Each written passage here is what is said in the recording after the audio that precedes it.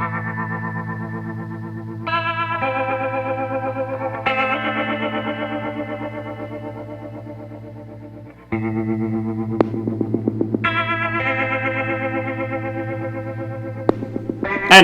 we have started recording now. I did not press record the moment you said wait. I was very close to doing it, but I didn't. But everybody, welcome back to Unsolved, the Black Dahlia case, where we are, where you join our good agents, Gene Franklin's. Hello. Leslie Hart. Oh yeah. Lisa Di Bruno, who's not a. Hello. She's the only one that's not an agent. She's a cop. She's a detective. And our final agent, Richard Barden. Good morning, good afternoon, and good evening. And we're continuing our great and amazing detectives trying to figure out the case behind the Black Dahlia case. Now, last time we had a fun time, and we're gonna decide who's going to be doing a recap for that. But before we do that, were there any skill increases? Yeah, for my I got a lot. I had persuade, psychoanalysis, psychology, and spot hidden. And I really need help with the spot hidden. So I think I rolled once and failed, so no on my end. I've got a forgery. I don't know what that is. So we will start with Leslie Hart. We're gonna try to increase your skills. Leslie, roll your persuade. That was my phone. Nah, I didn't get it. So, failure on the persuade. Psychoanalysis. No. Psychology.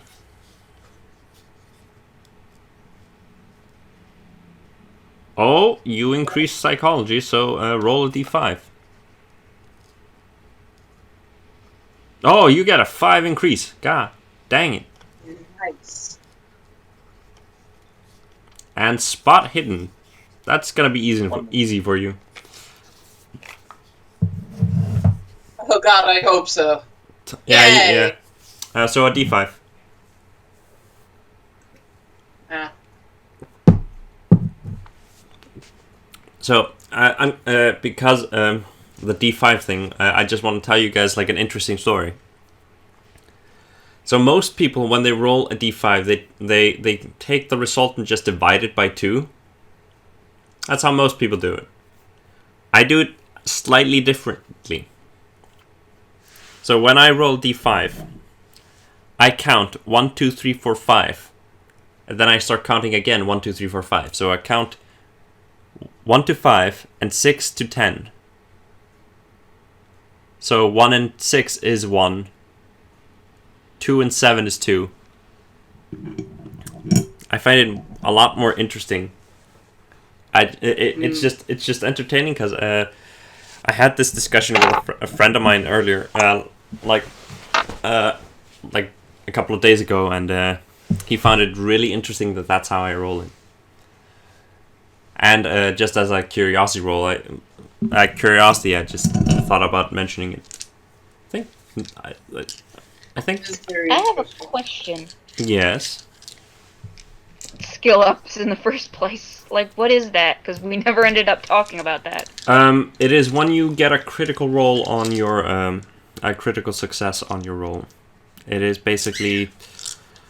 It is a critical success. It often depends on kind of how the DM wants to often think about it. It's kind of how it was described, but think about it when you roll like it's when you roll like 10 off. Sometimes it's when you roll 10 and below on a percentage die. Okay. That would be the simplest way of looking at it. So if you roll like 10, you would get a critical.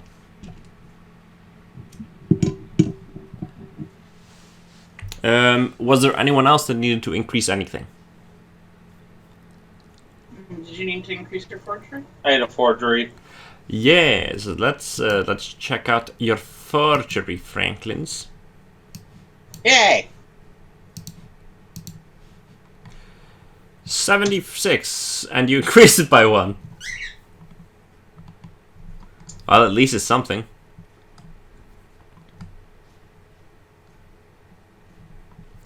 So that was the only increase you got?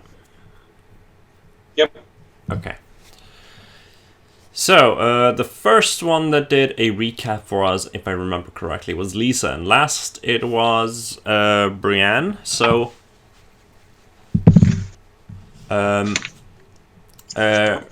let's go with Richard. Let's have you do a recap for us. What happened last time? People wanted me to eat paper. Well, yes, with the exception of the paper they wanted you to eat, but yes, that was certainly a big part of it. Well, Richard had joined back up with a little bit of an extra lead that he had gotten about our car appearing at the crime scene around 1 to 2 a.m. So he brought that to the table, explained why he did things on his own for that little part. Everyone met together at lunch, realized that they were being followed by a beat cops, someone keeping an eye on them, or at least Richard was being followed to that point, and then they were all being seen. And then, of course, the shenanigans with the little note, which was fun. And from there, we decided to split up, and Lisa and Leslie, they went to Richard. What's his last name again? Richard Manley. Manley. Yeah, they went to investigate with It's Richard Robert. Manley. It's Robert Manley, not Richard Manley. Oh, everyone kept saying Richard. I think it's because everyone's looking at your name. Probably. All right, so they went to go and talk to and investigate Robert Manley, and then Gene and I went to deal with the county coroner. We both got a little ill at seeing the body. Ah, yes. And just got our respective notes. We were supposed to meet up around dinner time, but we ended on a small cliffhanger where, was it Lisa that was going for the phone? Yes, Lisa was going for the phone as she was trying to call Aggie Underwood, or Miss Underwood, as you kept calling her. Her office specifically, since she gave us her number. Yeah. That is where we last left off our agents. So, we are going to start at a very, very fun cliffhanger here. So, Richard and Jean, you two are leaving the hospital. Had you planned on a specific place that you wanted to go to?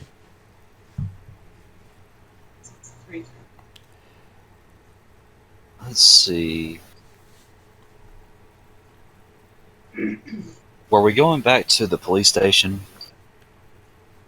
Or were we going back to the hotel? I knew we still had some time before we went to meet up at 6 for the dinner.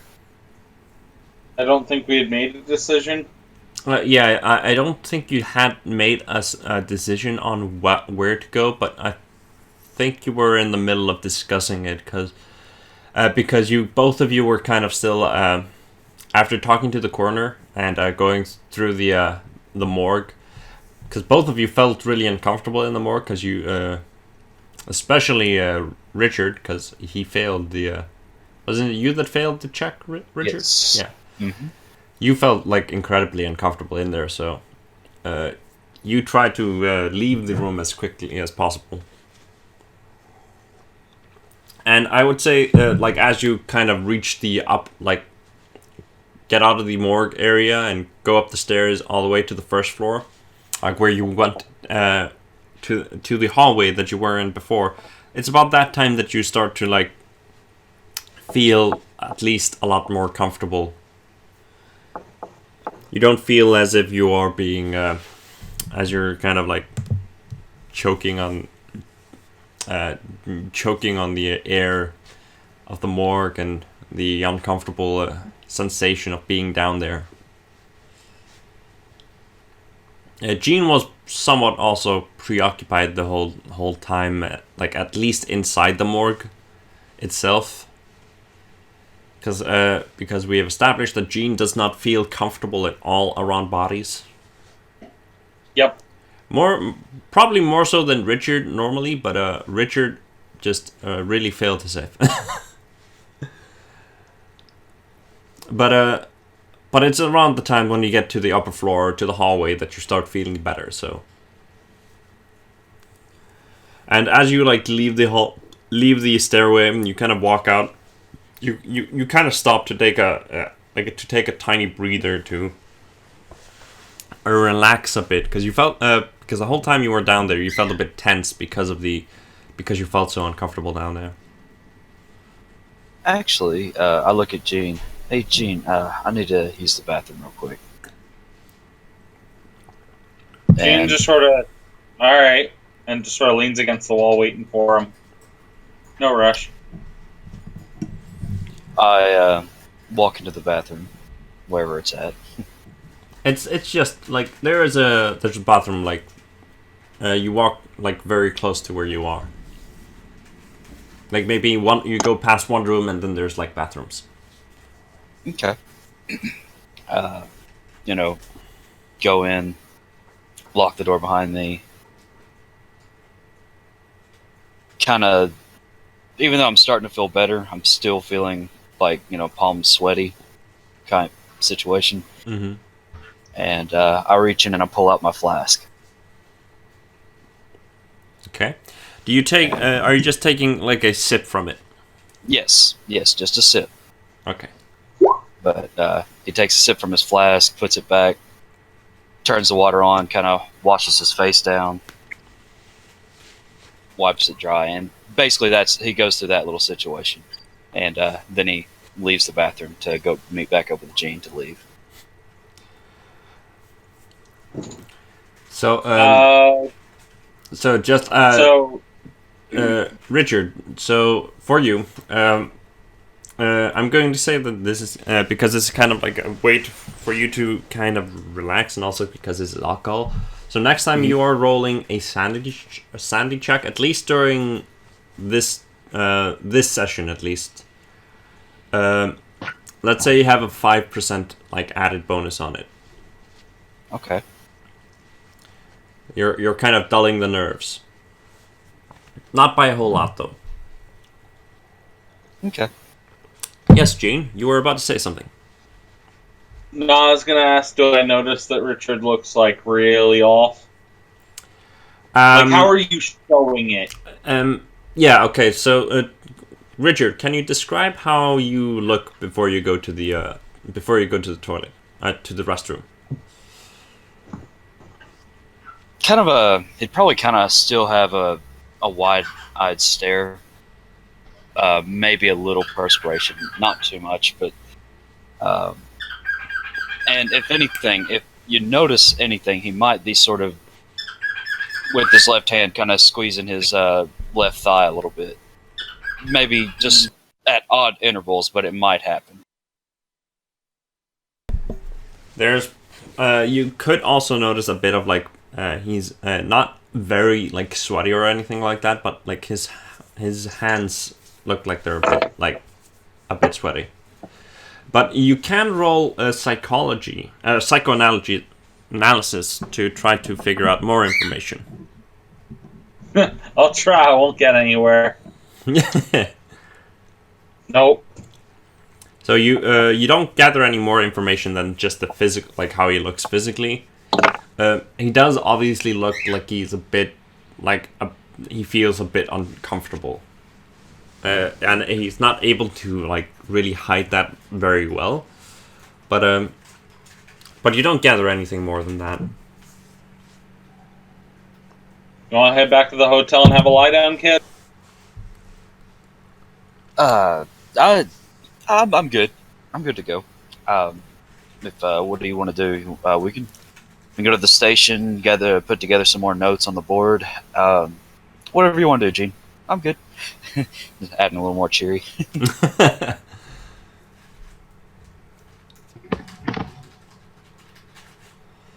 Do I have anything that's called bullshit?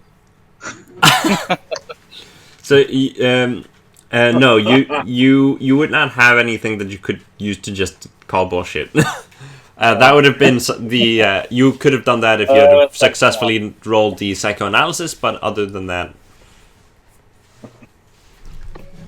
But no, I mean, he obviously you can obviously see that he feels somewhat, that he looks somewhat uncomfortable, but he's not. If he feels really uncomfortable or anything like that, he's not at least willing to share that at the moment.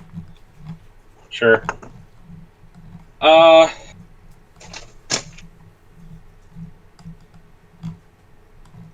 want to get that paperwork in order so we can have Leslie look at the body on Monday.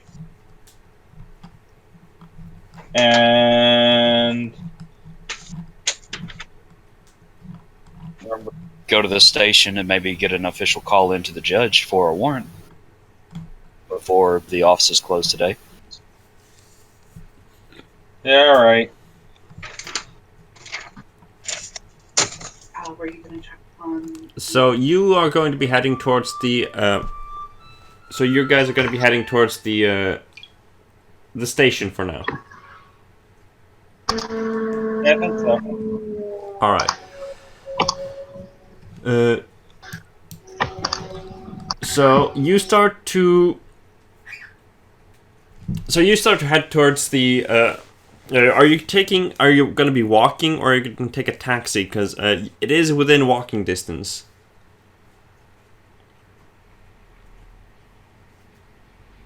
What's the weather like? January? It's LA. There is no weather. It's not raining or anything like that.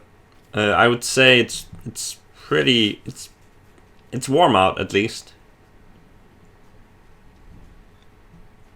I would say it's sunny, and pretty warm. Like if you're wearing a jacket, you'd probably want to take it off just to like hold it, but since I know that Richard has his gun under his jacket, so he can't take it.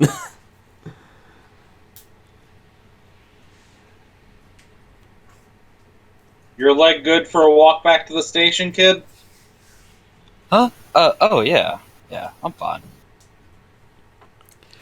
So Richard and Jean start to walk towards the station, and it is in that moment that we cut back towards Lisa, who's holding the phone, and the last thing she heard was, "Operator." Well, I wouldn't need the operator because I have the phone number, right? That was where we faded off last time, so. I just dial the number. I don't know how you'd like hang up on the operator, so I just dial the number. You could just also ask the operator to give you connection to her. Number? I mean, yeah, you could just tell her that you want. You could just tell the operator that you want to get in touch with Aggie Underwood, who works at the. Where did she work again? Because. Why? God dang it! Why are you not? I tell the operator the number I want her to dial. So yeah, she and it doesn't take you. It doesn't take a long time for the phone to be picked up again, and you hear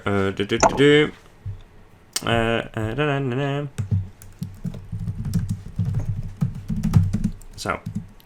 I need Aggie Underwood information in front of me for right now, because, Herald Express. A secretary, the receptionist at the Herald Express answers the phone and goes, the Herald Express, how can I help you? Underwood. Excuse me?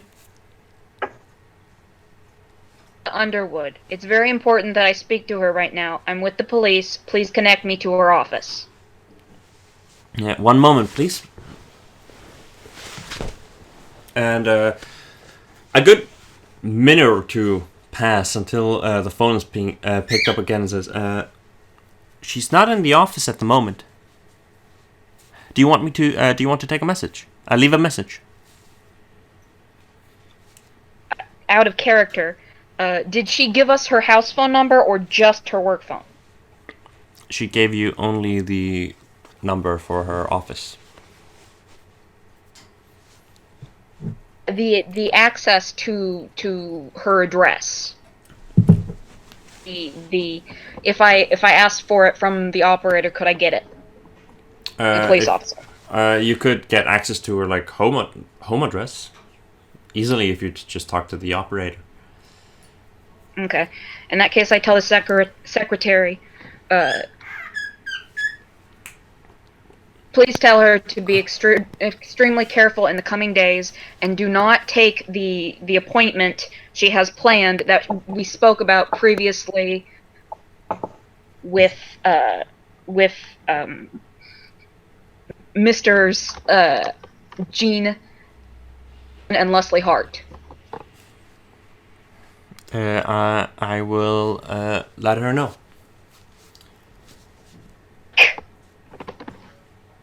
Then I dial the operator. So you dial the operator, and again you hear the familiar voice of the operator. Number, and I ask for her address phone number, her home phone number.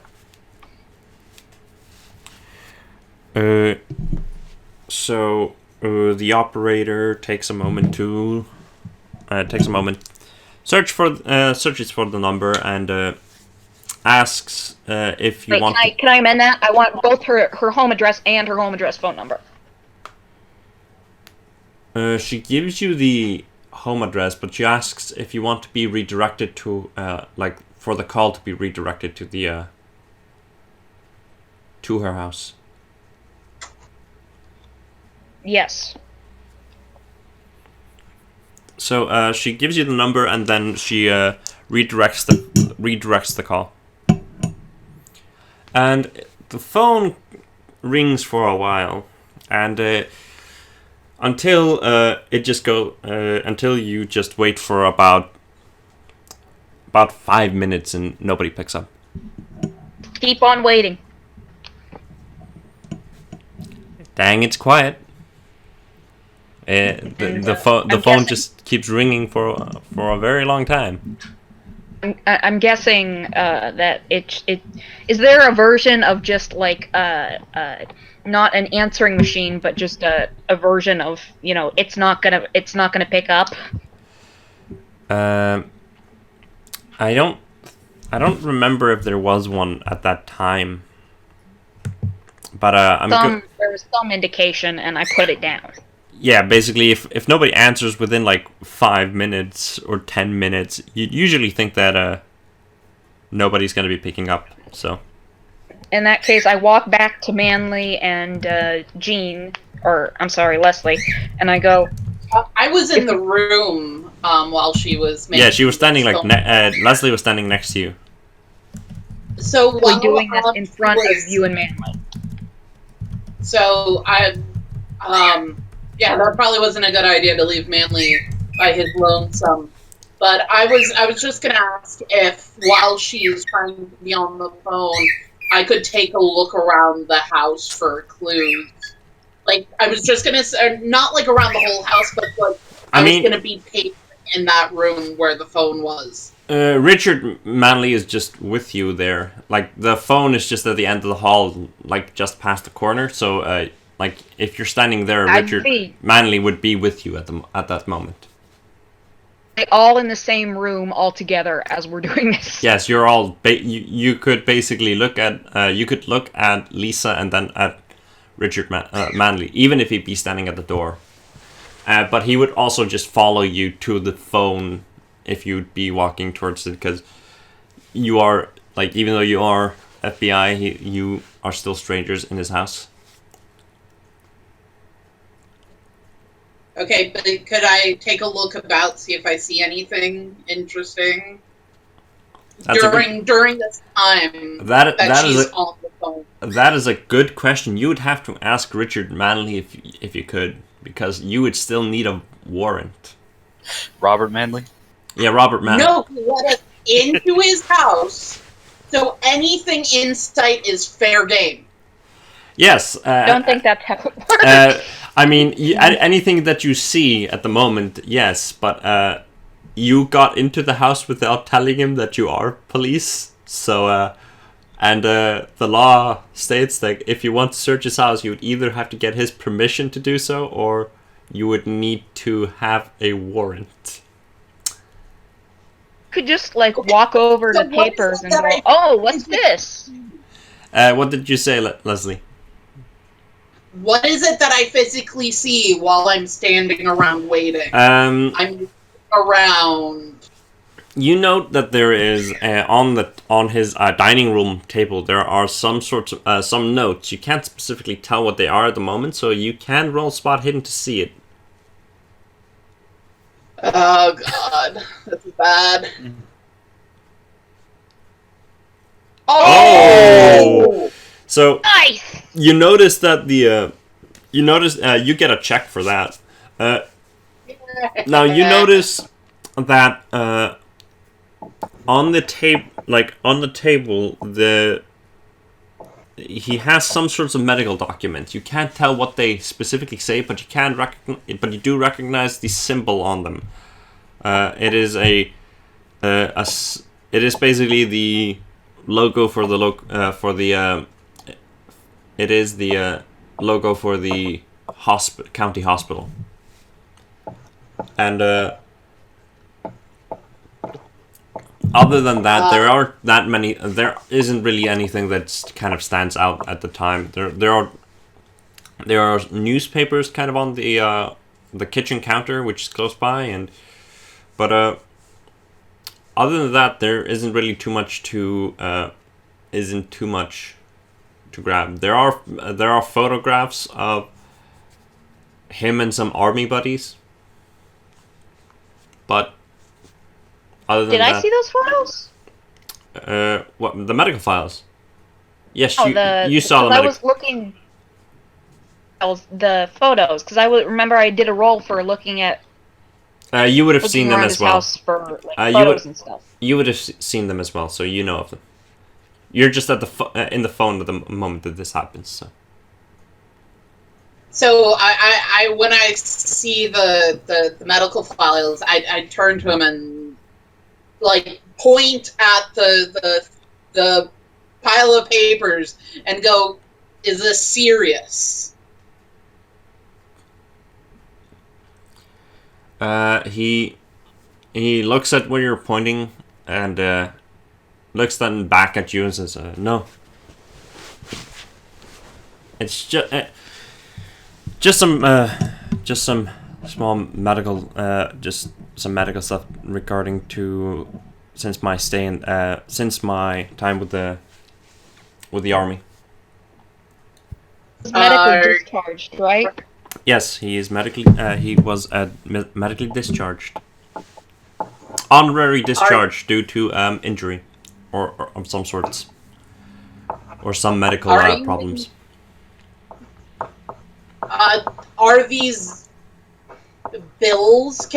You can tell the difference between like a letter and a bill just by looking at it.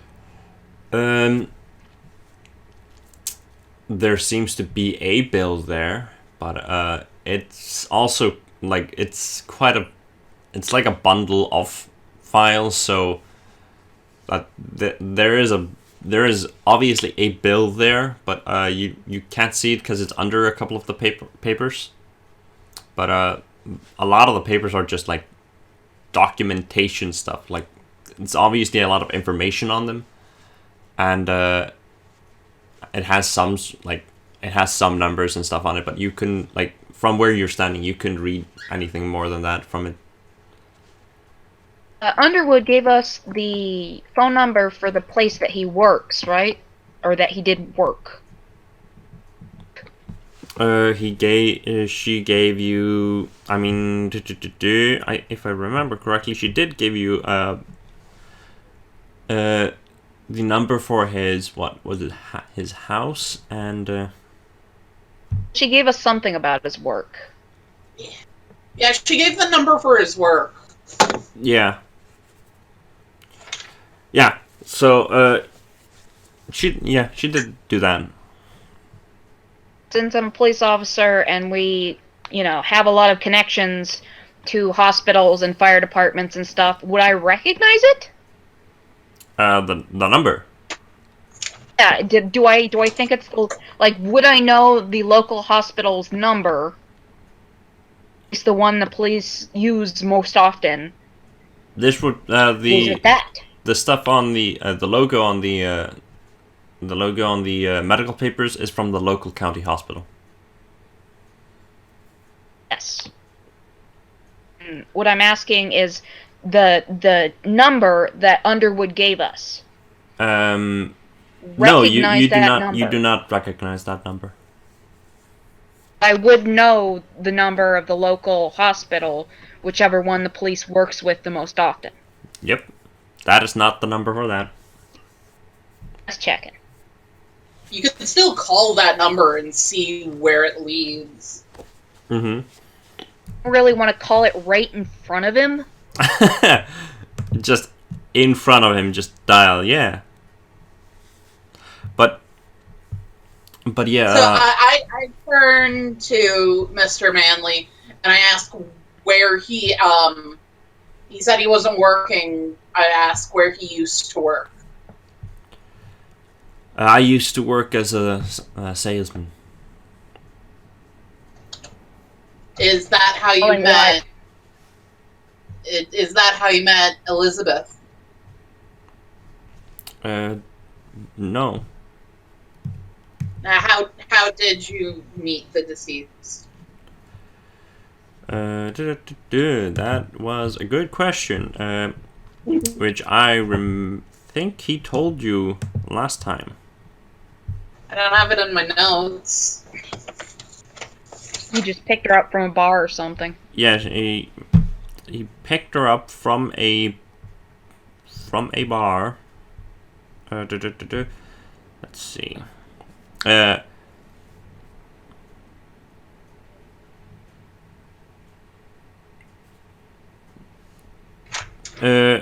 Let's see here. No, he told you that he had just dropped her off at the the Biltmore Hotel. But he did not meet her. He did not meet her through his job. Is what he says. Okay.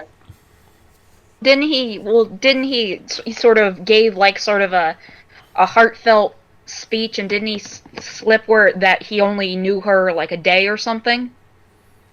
That is what he said, yeah. Or did you pick her up then?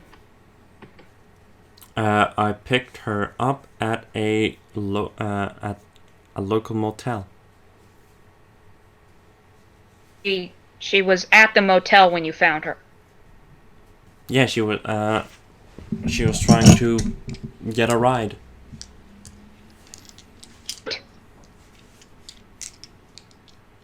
Just basically for your evening. She was apparently trying to hitchhike trying to get a ride with a taxi or hitchhike a ride, and he offered to drive her, is what he is saying. Did you pay her? Was she a prostitute? I'm just really frankly just asking him this. No.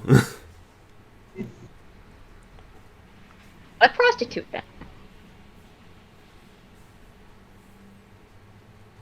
Do you and your wife share one car?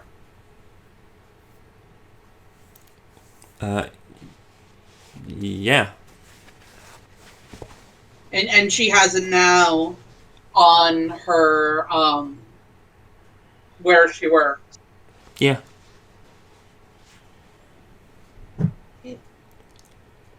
Are you in debt to anyone? I mean, severe debt. No, I shouldn't be. Just regular cat. I shouldn't be. I shouldn't. Terrible. I mean, he looks to be somewhat nervous at the moment. Where do you spend your days? Just sitting here at home? Most of the time is spent here at home, and then some at the hospital. Are you? What do you do at the hospital?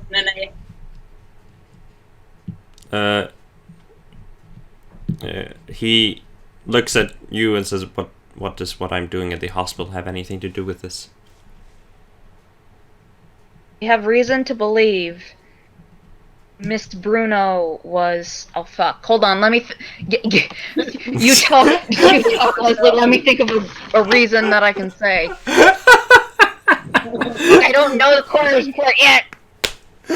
That was great.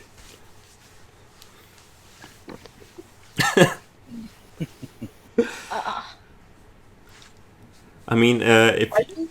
In therapy, either physical or mental therapy. Okay, I got it. I want you to roll persuade for me, Leslie. Okie dokie. I'm gonna say, as a suspect, we need to know as much about you as we possibly can in order to defend you and make sure that the charges against you have no allegations which to get their fingers into you. Did you succeed, Leslie? I did not. He seems very reluctant to answering your question. So Lisa, roll persuasion for me again, because you're basically you're trying to get the same information as Leslie, basically. Basically negative though. Minus 10 to my 15. I thought you had a good persuade. She has a horrible tick of like staring people down.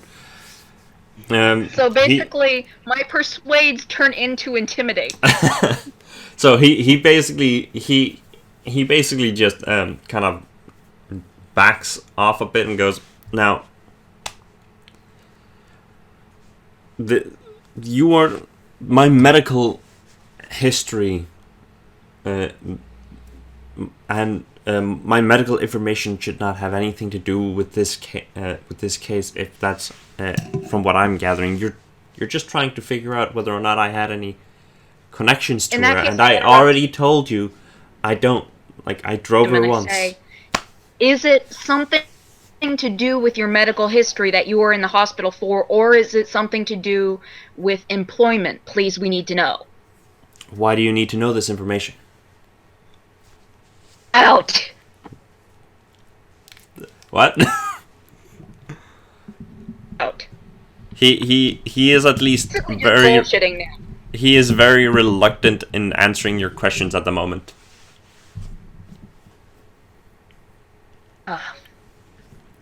Oh, he says but he did say my medical history is nothing that you need to know about. Yes. Somewhat of a... I shrug and say we can subpoena the... It's not necessary that you answer. We can subpoena that information later. I basically sort of lessen my intensity with that, and I'm like, oh yeah, just sort of nodding to myself. And he goes like, no, if there's nothing else you need, I would please ask that you leave. We're still waiting for the tow truck, though, aren't we? Yes, you are, but you've already called for him, and he seems to be eager to get you guys out of his house. Now I'm back to intent, and I go, Mr. Manley, it's very important in the coming days that you be in places that you can have established alibis at, in which people will either see you or know you were there. please do your best to be seen and be in places that don't look suspicious. Basically, just giving him a talk on. He seems to be at this. He seems to be getting somewhat agitated at this moment, and you are. He doesn't really. We have already told you that you are the lead suspect, and that we don't believe it's you. However, he is kind of at this moment trying to push you out of the house as you're talking. He's just like, please leave. One last thing before we leave. Can we have the name and address of the bar that you first met Miss Short? Then we'll be out of your hair, sir, I promise. And the name and address of the place where you dropped her off. It was the Biltmore Hotel located at 506 South Grand Avenue in downtown Los Angeles, which is where he dropped Short off. It was the same place? That is the place he told you last time. Because he did tell you that when he was trying to...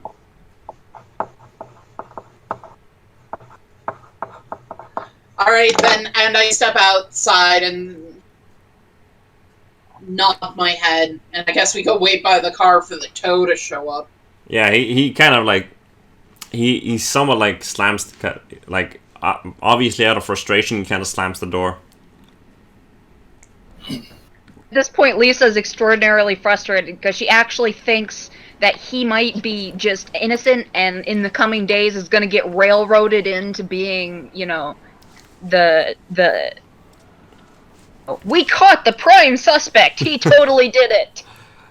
She's just pissed off that he wasn't listening to her. The best thing is though that you got into his house and everything, which is totally fine. But you got out into his house and then you revealed that you were police. He was not fine with that. I was on his side. She has no social. So she's just like, but I'm on his side. He must see that. And it's those moments that the words, that the fact that the police is corrupt, kind of pulls back and like drops back into the back of her head. No, it doesn't. No, it doesn't. But yeah. She's aware of it, but she doesn't think of that in terms of other people. Yeah. She's obviously trying to help him. But yeah, so you go and walk towards the truck and you towards your car and you wait for the tow truck, which arrives in about 20 minutes. And turn to Leslie and say, what are you doing during those 20 minutes? You're waiting. I turn to Leslie and say, Aggie Underwood. It's only like 3 or 4 o'clock. Aggie Underwood was gone from her office when I called her, and she was not at home to pick up the phone. And we just heard Manley say that he was not the person who spoke to Miss Underwood about arranging a visit. I think we need to go check on her as soon as possible to make sure that something untoward hasn't happened, and to let her know that the person who arranged the visit, Robert Manley, and perhaps we could even get an invitation to sit in on that meeting. So it's around 4 a.m. to... no, wait, not 4 a.m. What am I saying? 4 p.m. That is that... Oh, it's Iceland time. Yeah. 4 a.m. It wouldn't make sense why he's trying to push us out the door. He wants to go to bed. Yeah. It's 4 p.m. So I said, yeah, if maybe we knew where she was, that'd be a good idea, because she's not at work, and she's not at home, so I have no idea where she might be. So if you have an idea, then we can go check that out. Other than that, I'd like to follow up this lead that we have and go check out Miss Short's home address. Talk to her landlord, take a look inside her room, see if there's anything there. Tomorrow is Saturday. Most likely she's not going to be in the office unless she's a workaholic. So we could try and get to her home very early on Saturday morning before she has a chance to duck out if she's going anywhere. Or either to not meet with whoever this person is, meet them, but with us there, sort of duck out of town for a few days until this is settled, just in case she's being targeted by someone, because of the case. I don't disagree with you, but I think that's something we'll need to talk over with the other agents later. Right now, we're losing daylight. We've got, you said it was 4, Godpool? Yeah. We've got 2 hours until we're meeting up with them for dinner. We should do something with that time.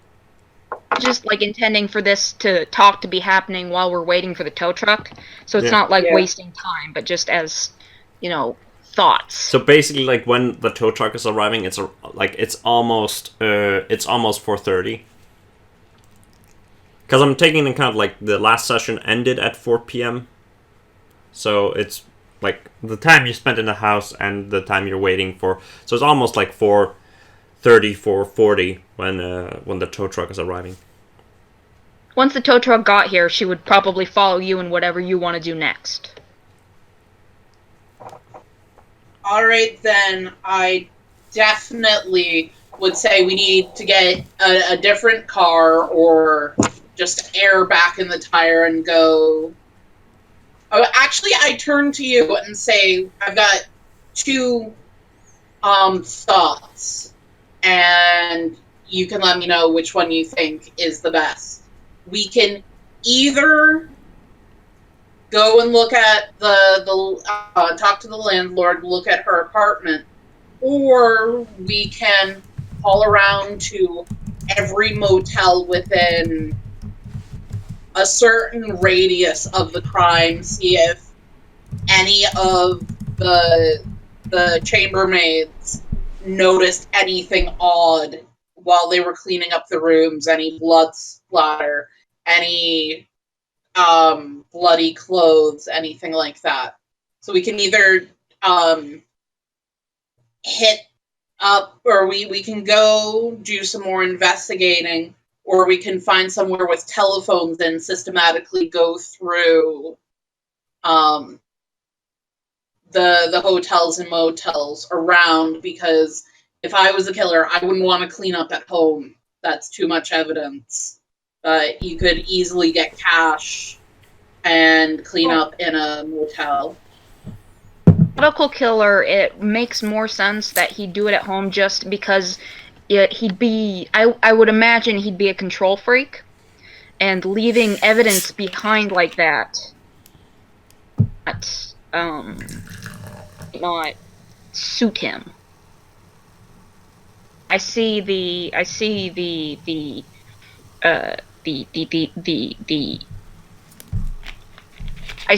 goodness in what you are saying. In calling around to hotels to see if they've had anything fishy over the past couple days. However, depending on the price range of the hotels that are better upper scales motels probably wouldn't give you anything in order to protect their clients' privacies because they'd have better clients. Fair enough, unless we're talking as police officers, in which I'm sure they don't want to be charged as accessory to murder. So this conversation is happening as you are waiting for the tow truck, right? Yes. We're waiting, or as we're getting a ride, we're getting a ride back to the tow truck place or something with the driver. Yeah. It's at this time that I'm going to cut towards Richard and Jean. So you are heading towards the police station, my good boys. Mm-hmm. And it's you are just arriving at the police station. It's almost so when you left from the hospital, it was around 4:20 or so. And it's almost 5 p.m. when you arrive at the police station. And when you open up the door, door to the police station, you kind of walk in. The first thing you hear is calling from Chief Horrell's office. You see him just like in the door, and he's just calling, "Agents in my office." And he's just calling this over the entire station. You can obviously hear that he is very angry.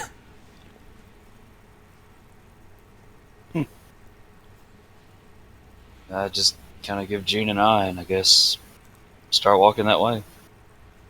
Gene's got an ear-to-ear grin on his face. He does a little chuckle as he walks back towards Charles's office. So, you walk to, as you enter his office, you see he's not sitting at his desk. He's waiting, kind of.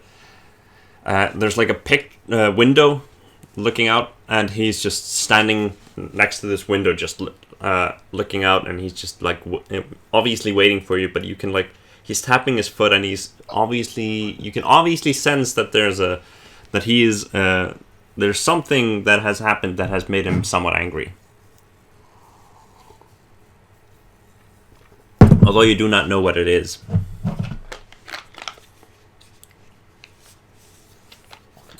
Once you close the door, he immediately turns towards you and goes, "So, where is the other agent and Officer Bruno? Detective Bruno." They're off chasing down another lead. I see. So they find it. So they think you do not know what they were doing. I didn't say that.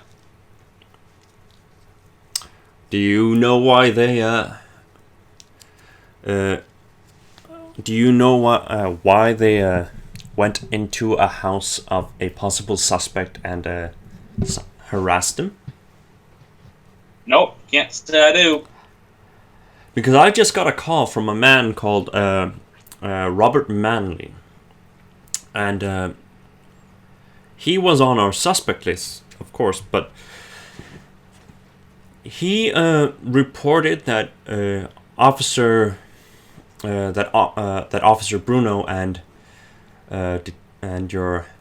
Leslie Hart lied to him to get into his house, and then didn't reveal that they were police officers until they were inside his house, and then attempted to interrogate him about his medical history without, and he wasn't quite having it. This is not good. I can't say that I agree about having that I agree having you guys walking around and harassing people to try to get information from them. You guys? Look at Gene. Were you there, Gene? And I didn't know it? Nope. I've been with you the whole time. And he you can see he frowns and says, I don't give a damn about whether or not you were there or not, but you are all here, not because I asked for you, but because the mayor asked for you. Now you do not have any jurisdiction here. You are here to assist and nothing more. And the actions of one of you FBI officers can have, well, it's enough to warrant us being cautious around the rest of you. Now, if you can't follow the rules, we're going to have some problems.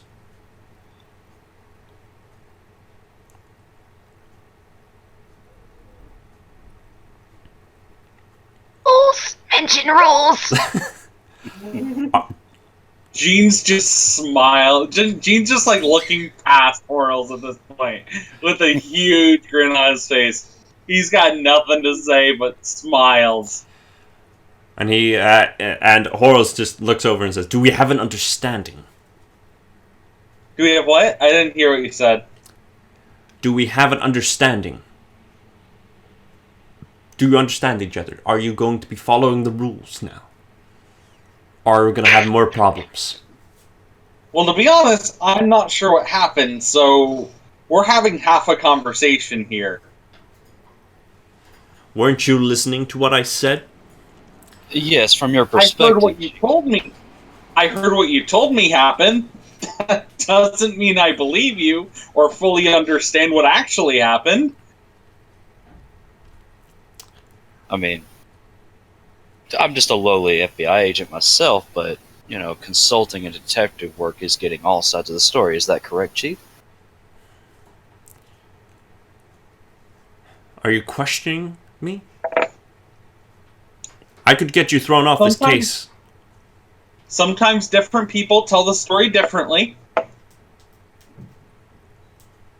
And perhaps we should hear the side of the detective Bruno and Agent Leslie before we jump to conclusions. You've only heard it from, you know, the one suspect.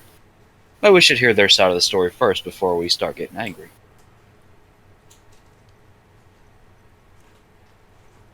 Contact Leslie and Detective Bruno and get them to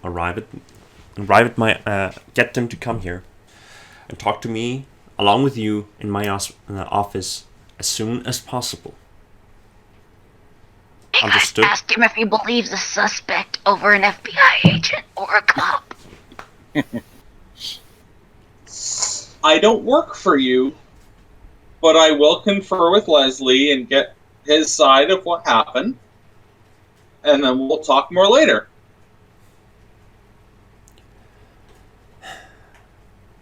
Fine. Now, get the hell out of my office until the rest of you get here. And he takes a seat. And he's just like, as he's taking a seat, he's just motioning for you guys just to leave. Tip my hat and walk out. And again, you hear mumbling things under his breath again as you are leaving. Both of you can hear it this time, so you can both roll for. You can both attempt to listen for this. So one thing first. So Gene sort of blew him off during his whole tirade. He was just sort of half listening at the audacity of him telling us how he's running this case. So he probably spent a good amount of time looking around the office. Spot hidden? Do I see anything new files on the desk? Maybe something open when we came in? Oh, that's a good question. Roll for me. Nope. You do not see anything out of... But roll listen for me as you're leaving, because this is what he says as you guys are leaving. And on that also note, Godpool since Oh! Nice. That's a critical. What did you say, Gene, Richard? Oh, I was just saying, since Gene was doing the look around the office thing, I'm visibly looking at, of course, the chief. So is his body language contradictory to anything of his anger? So his body language. I do think that there might be a role for this. Basically, I'm thinking, you know, is it anger or is it nervousness? Okay, it's obviously anger. He is obviously angry. And you can roll law for me. Not my greatest, but alright, let's do it. It's basically because of what he was saying earlier, so that could mean you could figure out why he's so angry. Oh, wow. That's a D20 that you just rolled. Did I do a D20? Good grief. Sorry. Can I pull that law roll too? Yeah, you can pull. I have a bunch. You both can pull out law. But I can see that both of you failed it, so... Alright. And I'll give you my listen, even though that's taken care of by someone else, but... Yeah, there you go. So I'm just gonna tell you this with the law thing. You know that he's angry about some law that has been broken, but you're not completely sure what law that is. The corrupt chief! And, Why is he angry about breaking laws? That doesn't matter. He's still like he still needs to act within certain parameters. Okay, if I do it. I can think of certain things, but yeah. Gene, you can hear him. You can hear him mumbling under his breath, like that, basically just saying, like, "Oh God, I need to get these fuckheads off my case."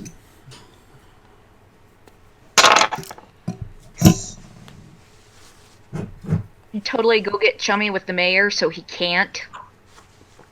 Yeah, he just like go make friends.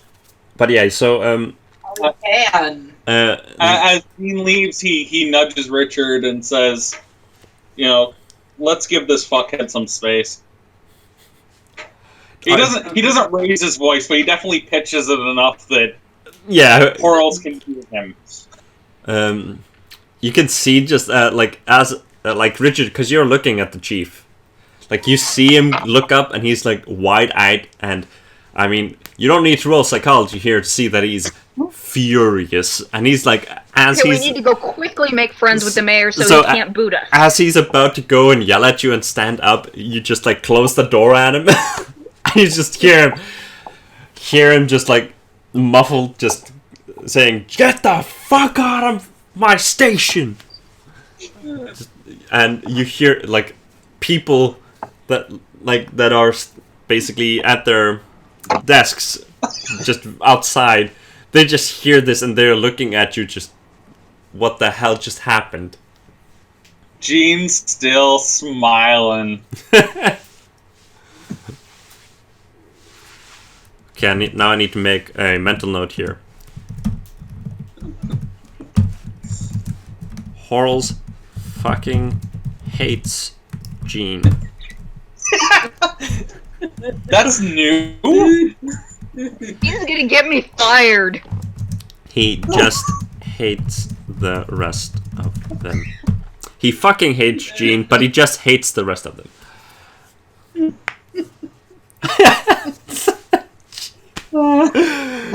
got transferred to Antarctica. Gene gets... like the tippy top city of Alaska is that he can transfer me to. Gene, you get a transfer notice. Where is it? Well, it's to a coffin.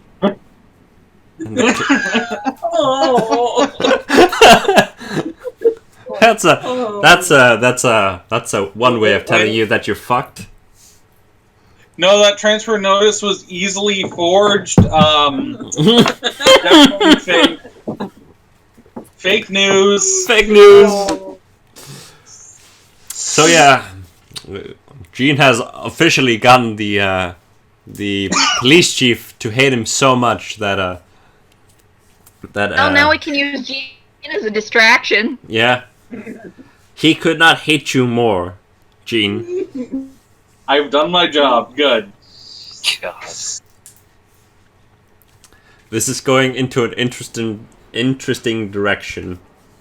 Look, he called me into his office. He yelled at me about one of my guys who I obviously said I hadn't talked to yet, and then he called me a fuckhead on the way out. That sounds like he dug his own grave there. So Lisa and Leslie... I'm pretty sure we didn't break any laws because we weren't arresting him, therefore he didn't need to get Mirandized. We were just asking him questions in the comfortable space that is his own home. What we did was iffy. Yeah.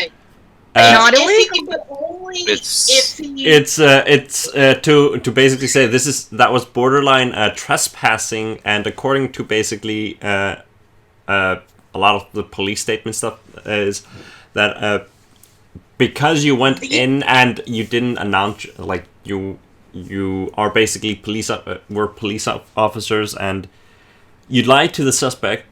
You didn't specifically lie to the suspect, but you didn't tell him that you were police officers, and because you entered the and because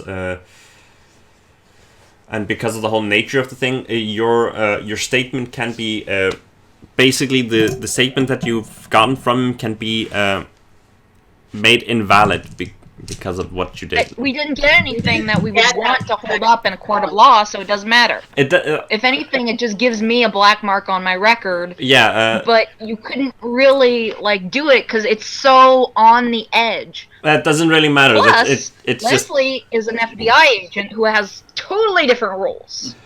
That's true, but the thing is, it's still basically breaking the law.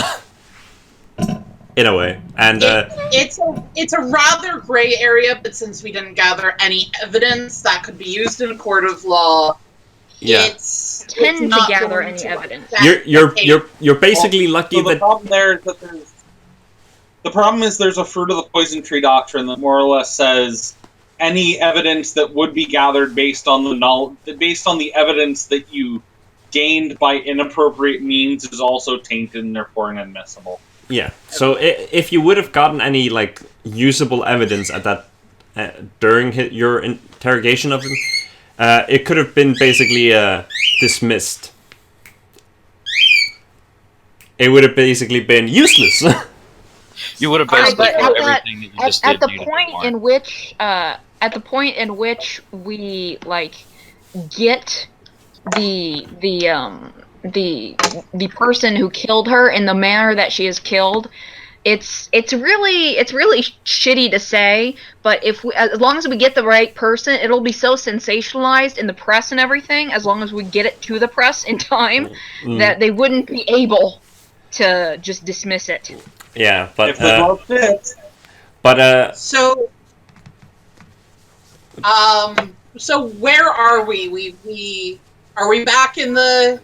I mean, you've been. We've had the car towed somewhere. Yeah, there is a We'd be at the tow lot. Did you tell the tow truck guys that your tire was just that your tire was leaking, or that you just need to get Did you tell them what was wrong with your car? That our tire had gone flat and we need to go get it pumped again and maybe replace the nozzle. Okay. Then they told you because they are going to check your tire and see if you need a new one or not.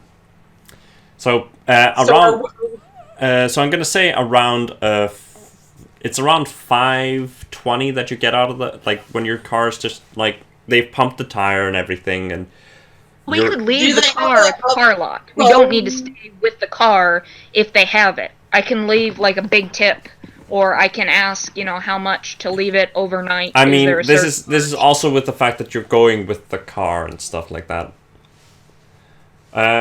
You don't need to go with it. How long? So you said we were leaving at it's 4:30, 4:40. And now it's 5. It basically it took about half an hour or so to basically get the car to the station, check it, and fill the tire. All right. We don't need while to stay we were as there, they fill the tire. I assume they have a telephone. I was going to. Yeah, there is a telephone there. I was going to make a call. So yeah, there is a telephone there. So,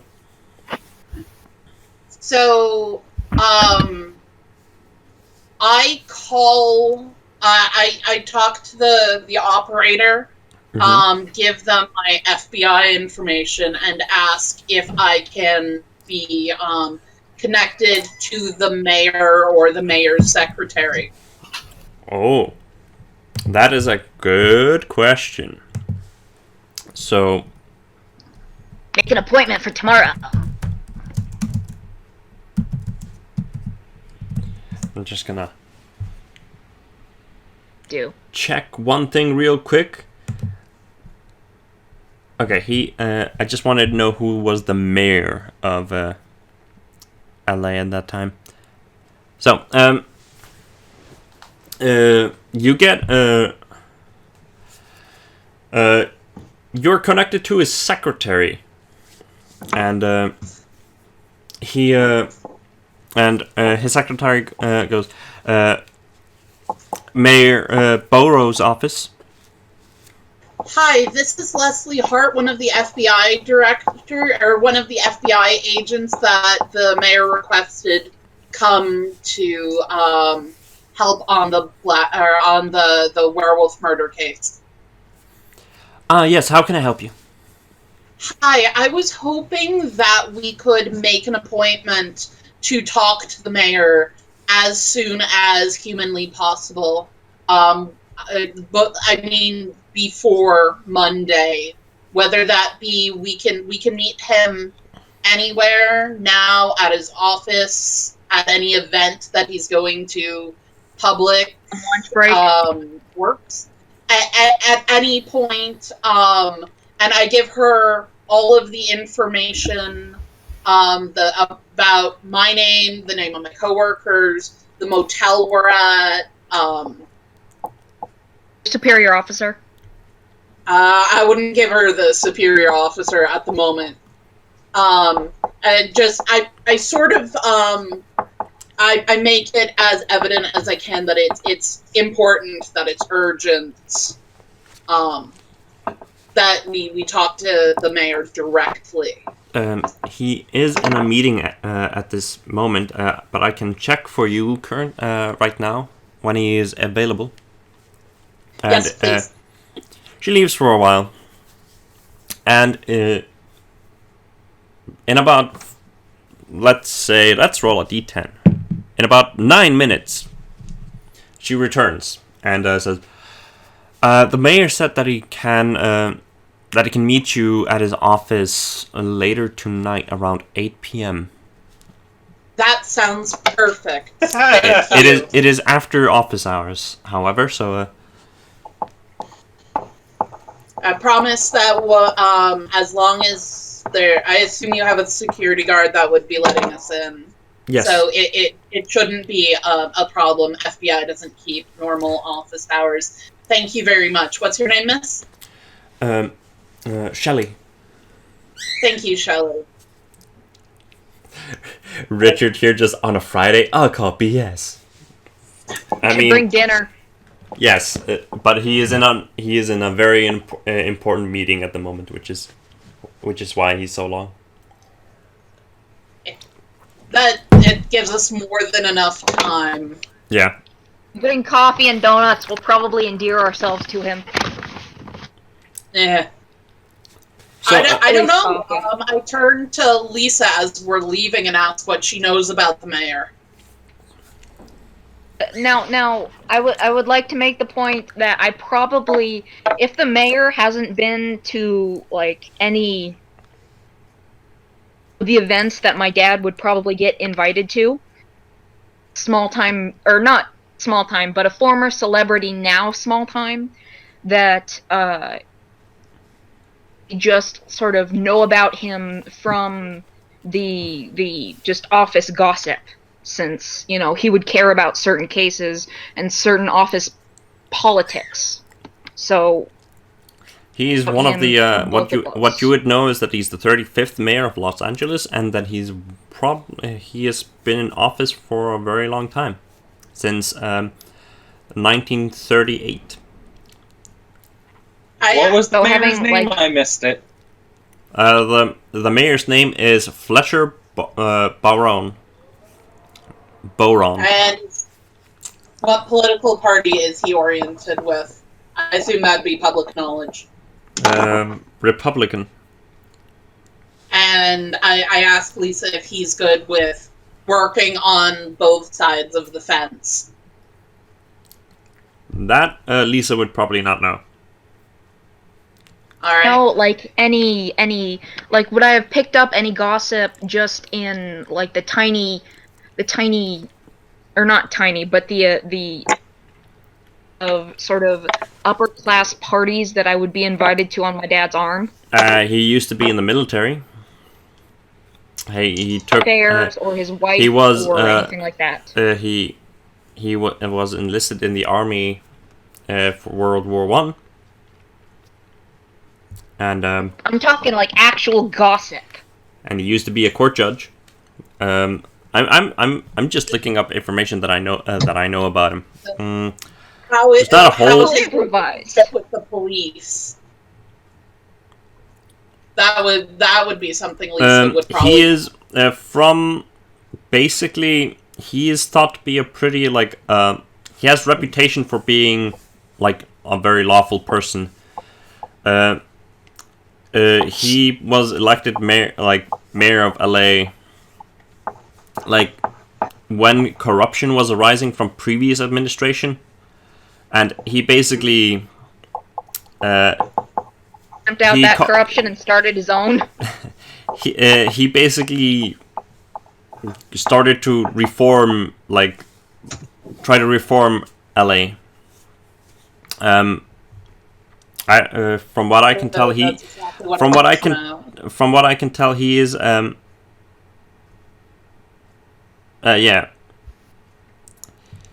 All right. I turn to Lisa and I say, we do not have the time. If we're going to meet the guys for dinner, we do not have the time to go talk to the landlord.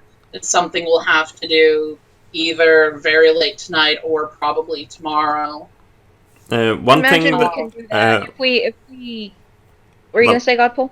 Last thing you know about him is that it's not very prominent at the moment, but some people feel that a very small portion of people at this moment think that he is somewhat responsible for high taxes and some of the police corruption. But this is not very prominent at the moment. It's a very you could say that just like one in a very few people think this at this time. Is he a boxing fan? Well, let's say no, because he's a baseball fan, very big baseball. Darn, that would be a really easy in. But yeah, other than that, you're not sure. Say if we try to get Agatha Underwood as early as possible, then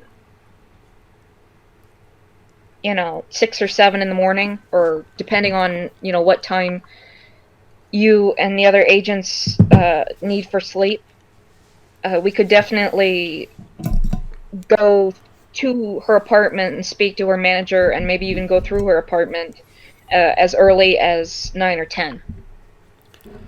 But my question now is, where are you guys heading at this moment? Are you heading to a station, or... Leslie go to the station. He's gonna yell at me. I mean, you don't know that. I mean, you know that, but Lisa doesn't know that. Quick, Gene, text him. Don't come to... Oh, wait, we can't do that. Gene, quick.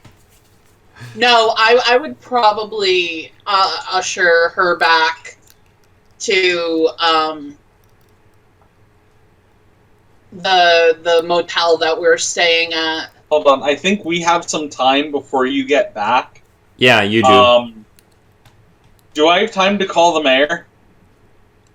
Yeah. You could call the mayor. Technically, seeing you would be doing it ahead of Leslie. Because that's totally what Gene was going to do next, was call the mayor and set up a meeting. And then Gene did that, and Leslie didn't.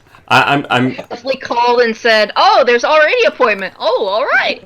So we can. That's probably exactly how it would go. So Leslie, Leslie, when you call the mayor, call the mayor's office, and you ask for the meeting, and she's like, "Oh yeah," and you tell about like who your colleagues are, and she says, your colleague Mr. Franklin already called and asked for a meeting. And you're like, oh. Oh, thank you so much, Shelley. And so, at that point, because that is a much shorter call. That's a lot. I would. What? That's a lot. It's way shorter. So, I would then ask for the. Do I have the card, or does Lisa still have the card from Miss Underwood? Lisa would have. Imagine that if she gave you the card, I would have probably, like, how I got the information is I probably would have copied it down, because Lisa takes notes of every information that she gets. Like, you know, that's how she would have the hospital phone number, is because it would just be in her little note thing. So you probably have the card, and she just probably made a copy. All right, so I also call Miss Underwood's office to see if she's in. Got to do is I forgot to ask why she might not be in. So you should ask the secretary, you know. So again, a receptionist answers the phone and goes, "The Herald Express. How can I help you?" Hi, this is FBI agent Leslie Hart. I need to speak with Miss Underwood. Is she available? No, she is not. She left earlier today. Do you know where she might be? It's very urgent. I think she is out working on a case, trying to get information for a news article. Oh fuck, she's But dead. you have no idea where she physically might be. No, not at the moment. No. Well, thank you. Great. Is there anything else I can assist you with?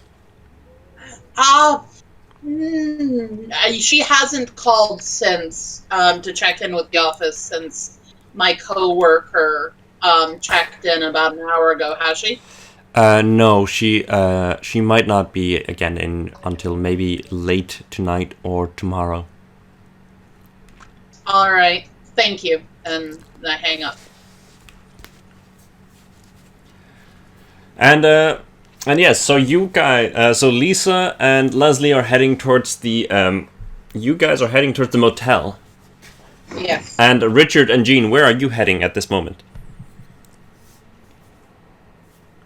I mean, you would probably be arriving at the, like, everyone's probably arriving at the motel at a similar time if you all head there now. Lisa would probably suggest that they pick up food because she's a glutton and she's probably really hungry. I would say we're eating at 6. It's 5 now.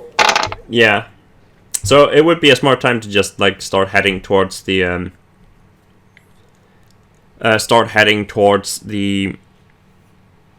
dinner, to the diner. Go and eat. Isn't, like, the diner next door?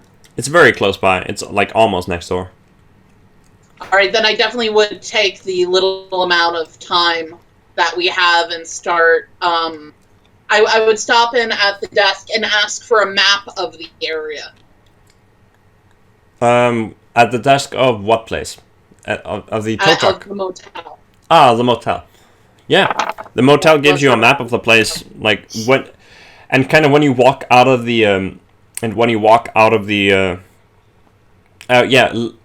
Jean and Richard, were you heading towards the motel at this moment,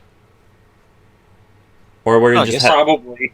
Yeah, I guess it makes sense, you know, to go out for dinner. Yeah. So when you walk out of the motel office, you see Richard and Jean kind of walking onto the parking lot. But as we walk out of the police station, I turn to Richard. I say, "Do you think they're going to give us that warrant to go look at the body?" The mayor's office? I guess we can go through. We have to go through there now, huh? Either that or the county judge. Judge is usually who we can possibly talk to.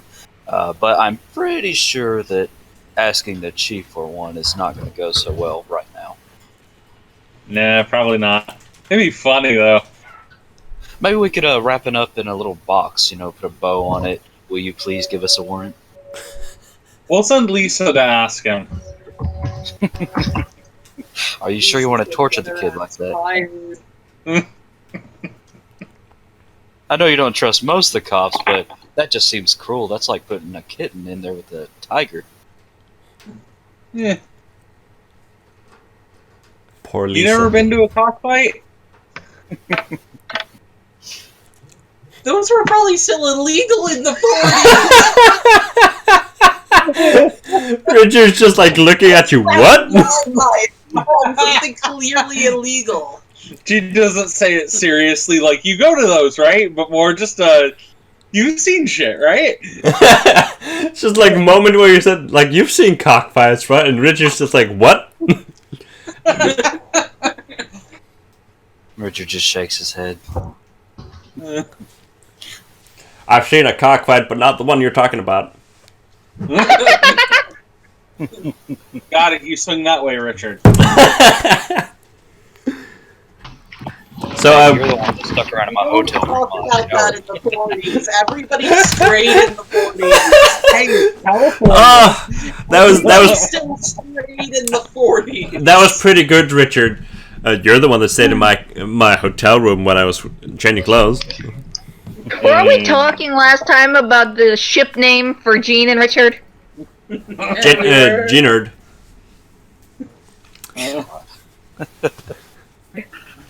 Regine.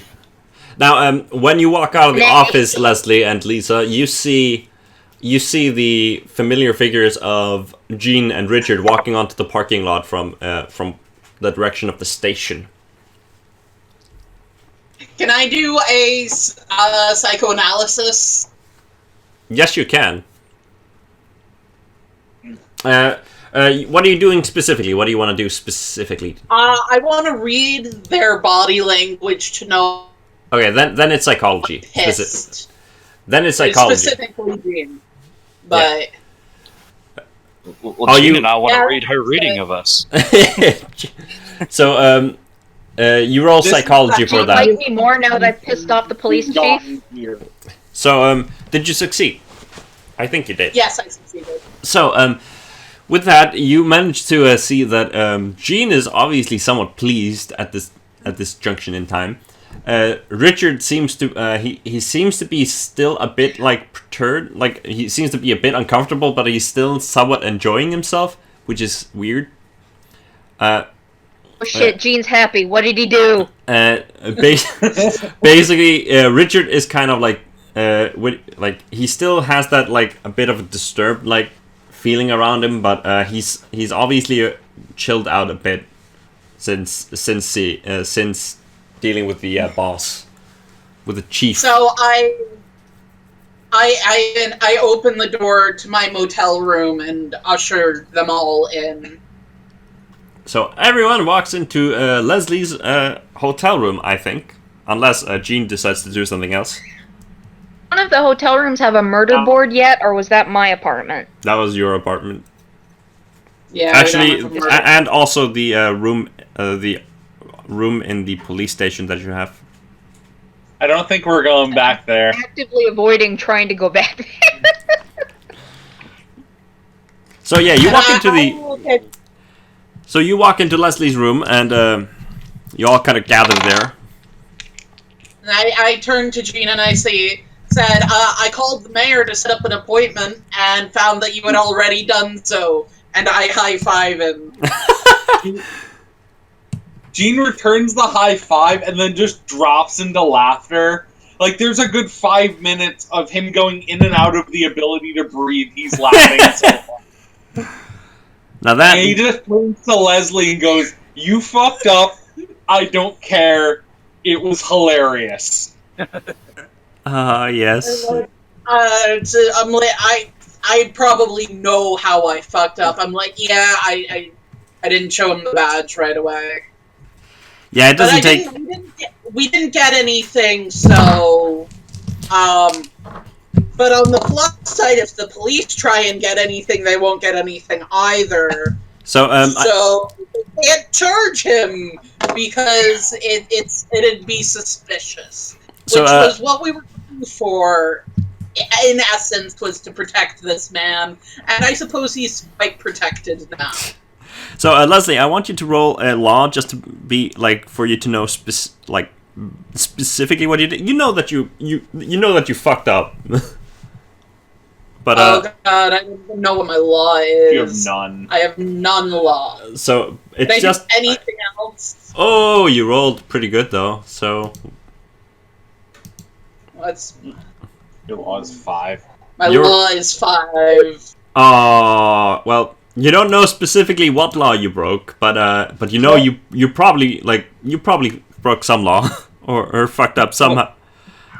I think I was probably smart enough that even I wouldn't generally know that it was the not showing him my badge. Yeah, even yeah. though That is don't know. that is probably what you would default to. Like, So now that we're all together and I can be debriefed by Lisa and Leslie on what actually happened, can I re-roll my law with some kind of bonus from having yes, gotten but sort of the whole so story? Lisa, either one so of Lisa us. and Leslie, how do you want to debrief them on what happened? Because it really depends on how well they explain it and how well you can do it. Really bad at explaining things, and Lisa would be so good at it. That's So kind of, you know. I know I don't know, because I feel like my psychology would be willing to like spin the story. So this is what Leslie said. So we had a flat tire conveniently outside this man's house. We went and knocked on the door. I fucked up and said that Lisa was my sister, but all we asked was to use the phone to call a tow truck, which Lisa did. I tried to make some small talk, and he was really not opening up. So I showed him my badge, or we had been talking about corruption in the police department. And at that point, I showed him my badge and expressed our concern that the police were going to try and frame him for Miss Short's murder. He told us that he had only ever seen her once, gave us the address. But I was thinking back to when I got that nice 1 on that psychology I rolled for trying to figure out the type of person the murderer would be. And I knew that one of the options was some sort of medical professional. And I saw that he had some medical records on his table. So I asked him about it. He got very skittish and asked us to leave, which we did.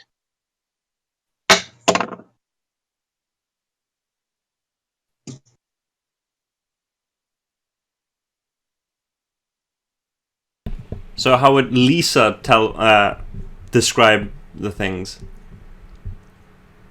Okay, I'm gonna try to do it as her. Yeah, do that. Okay. Yes, we got that tire. She gives a side look to Leslie. And she says, we then walked up to so we could call a tow truck. Robert Manley was living there. I called the tow truck. Leslie made small talk with him and revealed that we suspected that the police would make him into the scapegoat for this murder. And we spoke to him. We told him we do not consider him a suspect. Rather, we believe that he will be framed. We can solve the case in time. After I finished my call with the tow truck, I asked him if he had made that call to Aggie Underwood. He replied that he did not, and I got concerned for Miss Underwood's safety, because if it was not him, pretending to be him, because I believed he was being truthful. I then called Miss Underwood and her own phone number. We could not get in touch with her, and so I believe that if we do not see her tomorrow, first I would like to go check on her tomorrow to make sure she is all right. And if she is not all right, I believe that some foul play may be happening because of the information that she had and the connection to the case she had. After reassuring him, we saw on his table in plain sight some records with the hospital's logo on it, and we inquired about the hospital because we were worried that could be another mark on a black mark against him in the police's eyes. Became very skittish and concerned, and requested that we leave. We did so, and then waited for the tow truck on his front lawn. I want to add here that when you said that he was very adamant about you leaving at that time, you were not very adamant about leaving at that time. At least not in conversation, but you were probably like in game. Oh, I did say before we left that we reassured him that we did not think he was a suspect. True.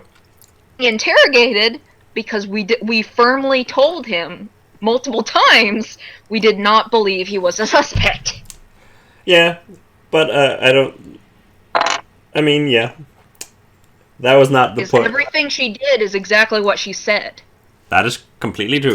Now, yes, Gene, you can roll law with a bonus, and I'm actually going to give you a pretty hefty bonus because Lisa did a very good job of explaining it, and Leslie did as well. That was my 18, like... Yeah, you definitely got it. I was going to give you plus 30 on it, because like, you wouldn't even need to, like... Because they described... so that would be a negative roll, so... I am a walking, talking law book. Got it. How much do you have in law? 48. Okay, so you believe that that they basically, because they did not announce themselves as officers of the law, or at least government officials, that basically the entire statement they got could not be used in as evidence, because it is considered basically tainted information. It's not considered information that is valid, and because of that, the statement that they got from him would not be usable in a court of law. In case he would be basically found guilty, they could not use this against him. Okay. And there's also the possibility that they were trespassing and other things. I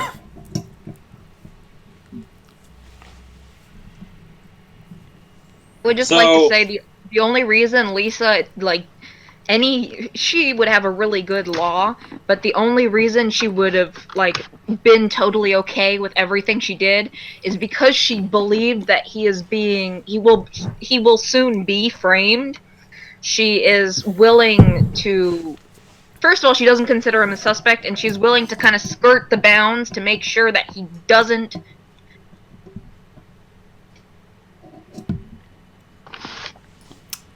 Just wanted to say that. You went quiet there for a moment. I'm not sure if it went quiet for everyone, but you went really quiet for me. So I'm not sure I got everything you said. So you can repeat that. Could you still hear me speaking quiet, or I just wasn't talking? You couldn't hear me talk quiet. I don't think I heard you talk quiet, so... Anybody else hear what I said?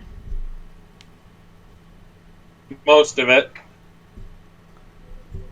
Justifying, because it doesn't make any sense for my character to break any laws. Yeah. So I made her really, justice forward. But I was just sort of justifying that the reason she did it was because she was really worried about injustice being done to him. Yeah. I mean, I think that would make sense for Lisa, just how Lisa would act, so... But, yeah. Sorry, but, yeah, Gene, Richard, you can also make this law roll if you want. But also, Gene's probably might share this information with you. I say might because Gene doesn't always share.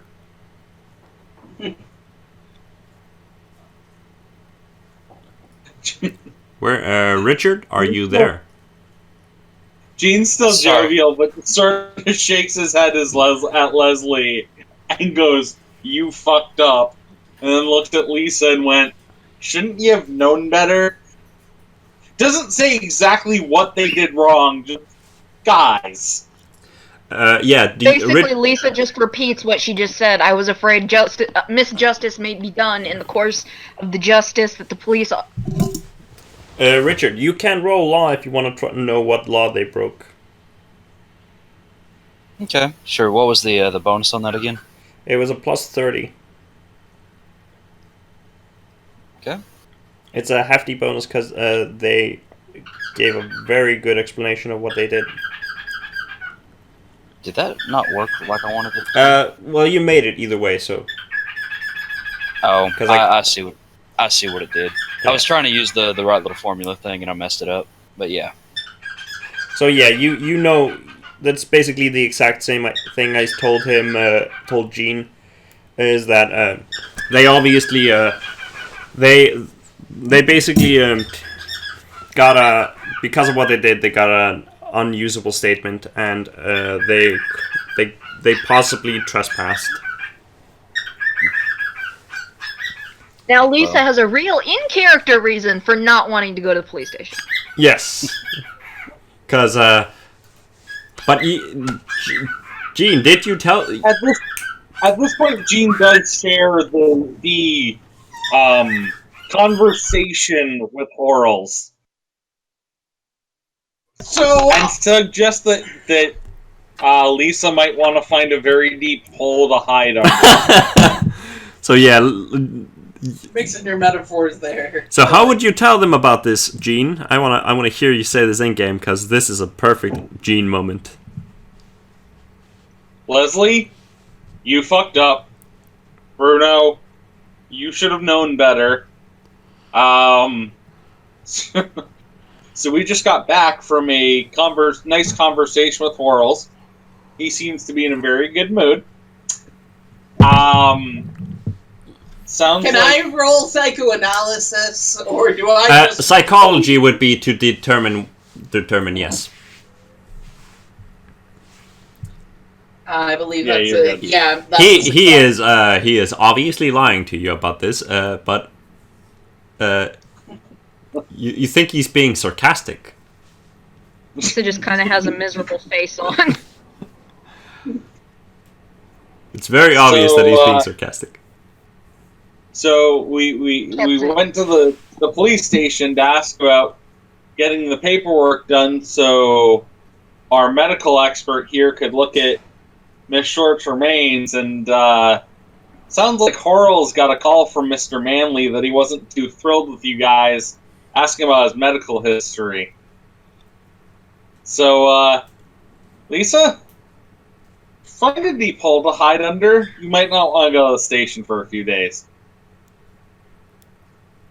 At this point, Lisa would wonder why he would care so much about a suspect, about the rights of a suspect in this type of investigation, because she's seen in the past that he's let like detectives and other police officers be kind of loosey-goosey with the rules.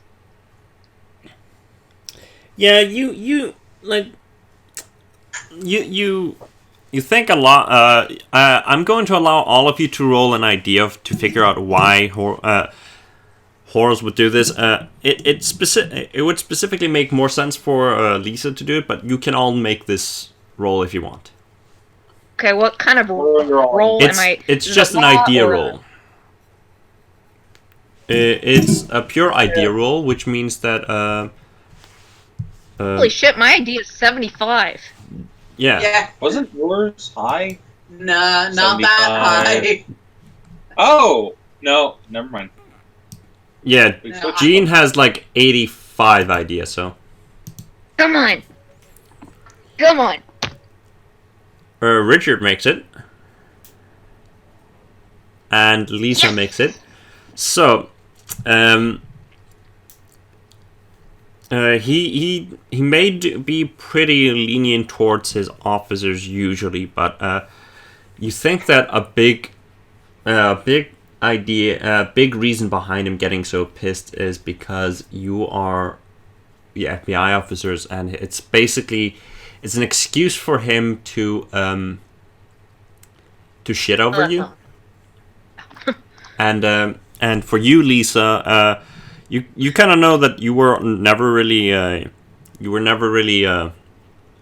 favorite there to begin with, so you feel like this basically just gives him more reason to either revoke your promotion or something like that, or just prevent you from escalating any further in the police. Because just thinking about transferring. Yeah, she's like really not having a good time. Yeah, you feel like he's just. These are just excuses that he can use to screw with you guys now. Now that she knows that the police department here is corrupt, she's just like seriously giving thought to transferring to some littler, smaller town and being just like the shining star. Being a deputy. Some other... So did Lisa share that Horrells under normal circumstances would just like totally let his investigators be all over the place? Or is that just a thought in your own head? She wouldn't say it sarcastically, but she'd definitely say, just maybe even with that role, she would say it's most likely because we're not. Even I am considered an outsider in this office, but I definitely have seen him do less or give less fucks with more cause. Yeah, like he probably doesn't like. He probably may just have to bite the bullet, go in there, take your lickings, get that yell out of the way, be polite, come up with whatever story you got. Either way, we know now that we're probably going to have to get a warrant from the judge. We're going to have to really buddy up the mayor, as you two have suggested. We're going to have to start doing this a different way, fellas. You two, we need to get or you three, because she says a psych profile. Start trying to formulate one on the suspect, or what we think the killer's doing. Various things of that nature. But if anything, just take your licking, get the yelling out of the way. Would do so, except as soon as I go in, it's a high likelihood that I'm going to be reassigned under a different. If I'm not just demoted, I'm going to be reassigned under a different task, and you three will be getting a mole instead of an assistant.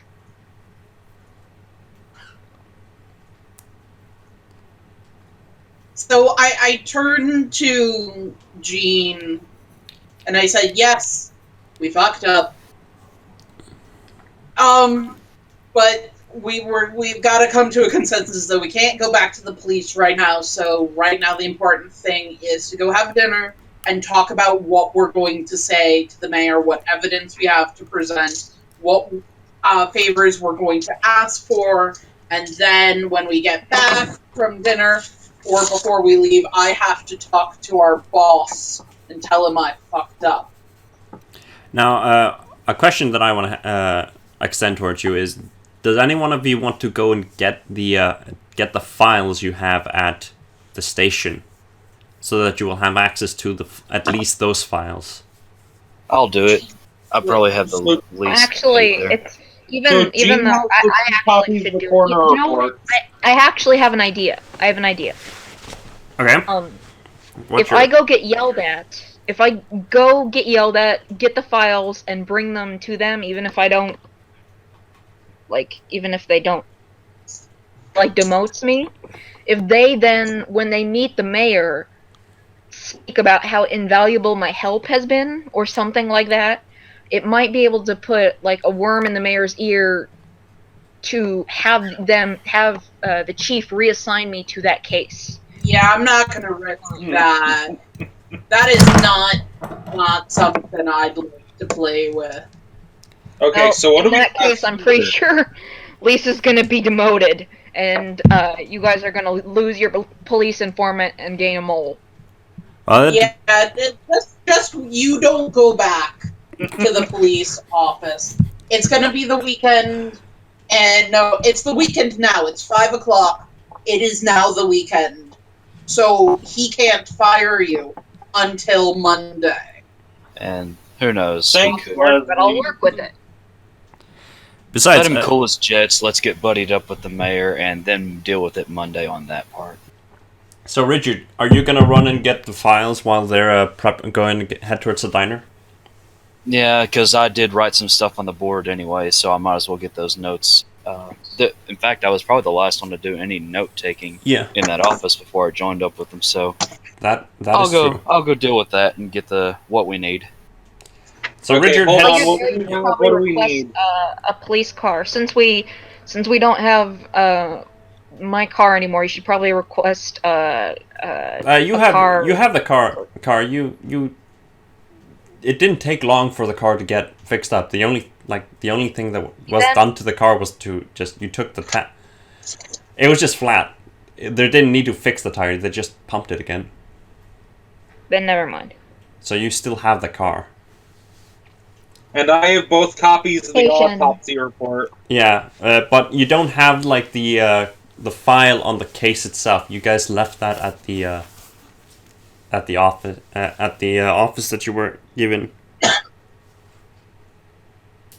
Plus, it would actually make sense that some detectives work on the weekend and may take some of their files home with them. It's something I could probably get away with going in there and doing it, and In that case, I would probably give you the name of not the most nice and helpful secretaries that might give you what you want without too much fuss, as long as you flirt with them a little. well, I mean, most of our stuff should be in the office if I think about it. Yeah, and you all have keys to that place, so. So yeah, Richard runs towards, starts to jog towards the station, while you guys head towards the diner. You're gonna, for the sake of, for the sake of making things easy, I would guess that you guys would order Richard's food for him. He would just tell you what he wants, and you kind of Meet us there. yeah, and he'd just meet you at the at the diner. Now, is there anything special you want to talk about at the diner or anything like that? The biggest, most sugary, disgusting thing they have to drown her sorrows. So you Split or order a something. whole cake for yourself. You just Maybe put not a a whole strong cake, but a maple third syrup. of one. But yeah, A third of a cake, or a banana split, or just something, and she just starts depressingly eating it. so her dinner is a banana split with a piece of cake. Both of them. Gene That's doesn't kind of order anything to eat right away, but after he sees Lisa get all the sweets, he also orders some a fudge sundae. So, what do you guys want to do at the diner? Richard arrives shortly after with his briefcase full of the files, and I would imagine We're they would. talking about what we're going to say to the mayor. yeah. What So evidence- Not only that, but also this is the first time they would probably tell us about the coroner's findings, or that the coroner's findings were forged or something. Because didn't we not hear about that yet? Oh, yeah, that's true. you Yeah, did not hear about the forger of the coroner's files, but Gene and Richard knew about that because they went and got it. We would have filled them in before we left, before we broke. Okay, so yeah, then you would know. We didn't have a chance to share the other way. We just got their story, Yeah. but we would have also shared everything that we came across, except for the fact that neither of us are good with dead bodies. So Don't want to talk about corpses over dinner? So, Let's for the sake of entertainment, as you're sitting down to eat, waiting for your food, I want Gene to fill them in, and Richard might. Richard does not because he's getting the files at this time. But Gene, tell them what happened at the coroner's office. All right, so it looks like your good friend Horrells is at it again. That coroner's report we received, it wasn't complete. Someone had obviously gone in and tampered with it. And I actually pull out both copies and put it in front of him. While we were at the coroner's, I had him pull a copy of what he sent over and had him run one off for us. So, in front of you, this is what we got from your buddy Horrells. This is what we got from the coroner. I walk her through all the differences, and I point out all the stuff about, most of the stuff we got, how she died, where she was found was consistent. But look at all this stuff on, it looks like she was tied up with cable and, like, shocked. Really weird, actually. Some sort of power cable or something was tied around her wrists and ankles, not just tied up as their other report. Does that sound like anything? Electrician roll? Can I do that? Electrical repair. I'd like to roll electrical repair. Go See for if I it. could think of. Only have 10, but you know. I also think that Leslie was gonna roll occult on this. Is what I was expecting Leslie to do. You're gonna do what? I was gonna. What would you like me to roll? Lisa, you do not make the electrical repair. You don't know. You have no idea why anybody would do that to a person. No, So I'm doing psychoanalysis. What I said is basically I thought that you would possibly roll occult to this because of all the information you got that people think this might have been like a ritualistic thing. Oh, I was going to. I see where you're coming from, but I was going to roll psychoanalysis to think, why would somebody do this to another human being? Criminal minds roll and just do like behavioral health. So, technically, seeing that falls more under psychology from how the skill is defined, but either way, you would have made it. So, Yeah. now, from what you can think, from what you basically gather, is that most of the likeliest reason for a lot of the things that that he described is, as the coroner kind of expected, was it may have been with some sorts of sexual nature in it, because the body of Miss Short was found to have, and it was thought to have been defiled in some sexual manner. But whether or not that is true, however, is a whole different thing. Now, what you think though is, because a lot of the police officers that you've kind of heard in the background thought that this may be some have some connection to some sorts of, thought the case had some connections to some sort of occult thing, but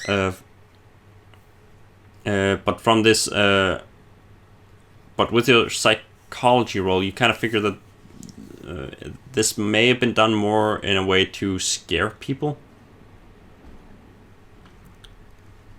Kind of you find like a sensationalism type thing. Yeah.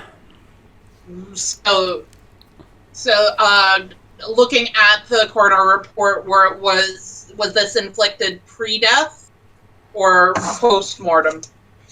Pre-death. Or all of the cutting up and stuff happened post, but all of the electrocution and shit happened pre. Yeah.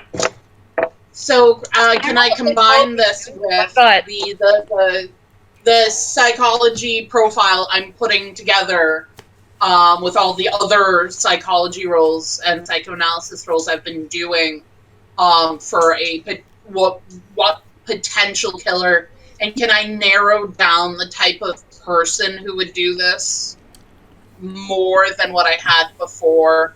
Because before I was talking about maybe a doctor, maybe like a butcher or fisherman, but somebody with like probably an antisocial personality disorder. Can I narrow down? A sadist or someone with control issues? I want you to roll.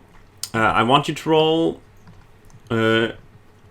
I want you to roll psychology, and this time because you're trying to really narrow it down, I'm gonna put a bit of a penalty on it, but you make it you make it with the penalty either way. So,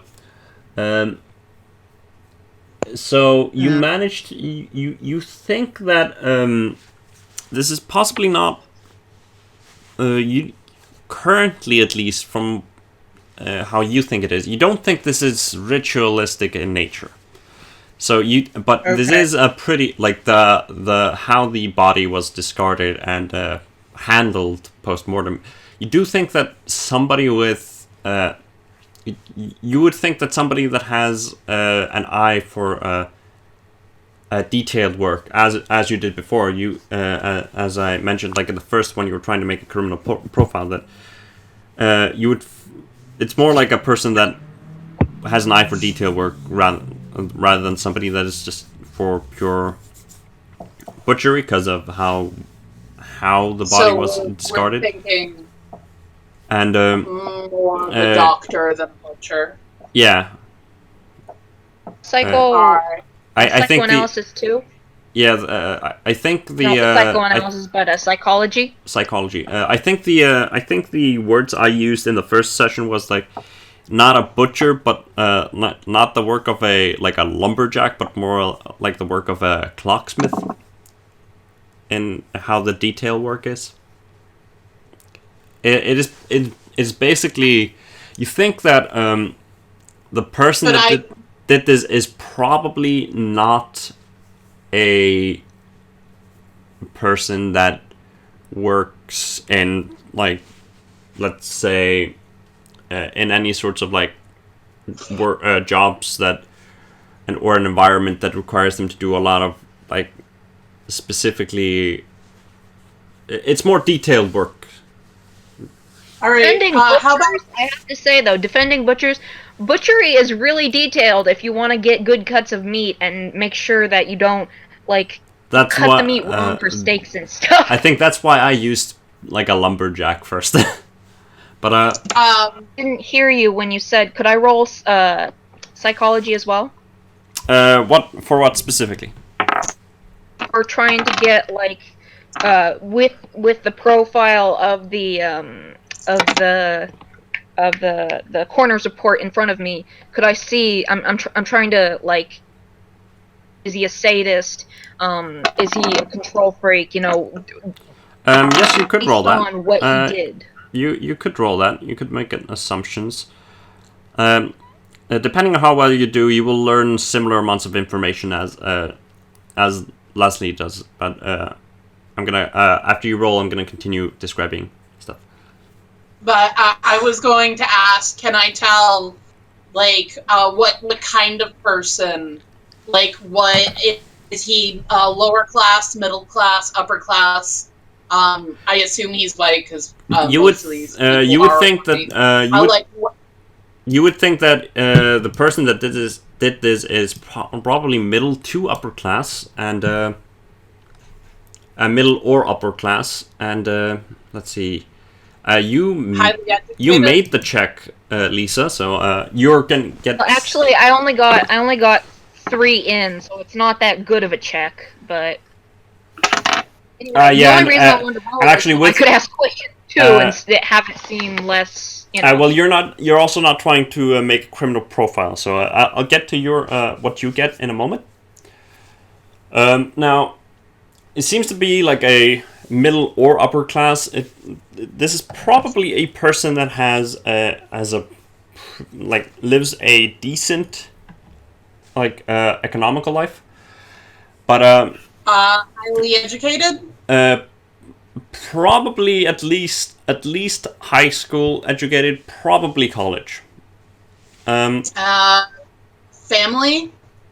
Would this be a bachelor, or would this be married with a kid or 2 kids? You don't think you have enough information to specifically detail that, but you would think it's more likely for a bachelor to be doing this. And a rough age. It would be somewhere between 25 to 40 is what you think. Now, you do think also that the person that is doing this probably has some sorts of you'd probably think that they have some sorts of like superiority. What is it called? A narcissist? Yeah. No, I'm trying to like remember what it's called. Like they probably have some sorts of like they think they look at themselves as a superior person than the other, or kind of narcissistically. Complex. Yeah, they have some sort of complex towards probably how they are like superior, or like you could also think that this is it would be a complex towards like perfection in how the body was discarded. A perfectionist? Yeah, and you could also think that the person that this could be a form of art in a way. You do but you do think that the person that is doing this, from what you gather, is obviously somewhat insane. But No. but you don't really pinpoint in like what way specifically. Whether they're following commands of voices they hear in their heads or not, but Gene's just sold its horals. Or Gene. Can I ask questions now? Yes, now to give you information, Lisa, you do think that this person probably is some sort of like sadist of some sorts. Now, from the way, can I just ask questions and have you answer them back? Yeah, Because I will that's answer the them real reason I wanted to roll, is just so I wasn't like leeching off of Leslie's roll and getting sort of my own sense of stuff. Just ask me the stuff you want to know, and I'll give you the amount of information you would get from it. From the way that she's tied up and not sort of left free to struggle, can I sort of get that maybe he's a control freak, or doesn't want things left up to their own fate type thing? You would think that not specifically a control freak, but you think that they get some sorts of enjoyment out of seeing somebody in that sort of situation, a sadism kind of thing. Okay, you wouldn't think, and you don't think it's a control freak kind of thing, no. There's only been one death that we know of, so we can't really go for a type. No, there's like I'm going off of my criminal minds knowledge. Now you have basically the amount of information you have just with this one body and the stuff and the information you've gathered from the police. It's just you have so little knowledge that you can concretely rely on that you can't make you can't make a profile or any guess that you can say with complete conviction that is likely to be true. From the fact that he used electricity and the fact that she's tied up, can I sort of make a guess that he's not very physically strong? Like he's not someone who does hard labor.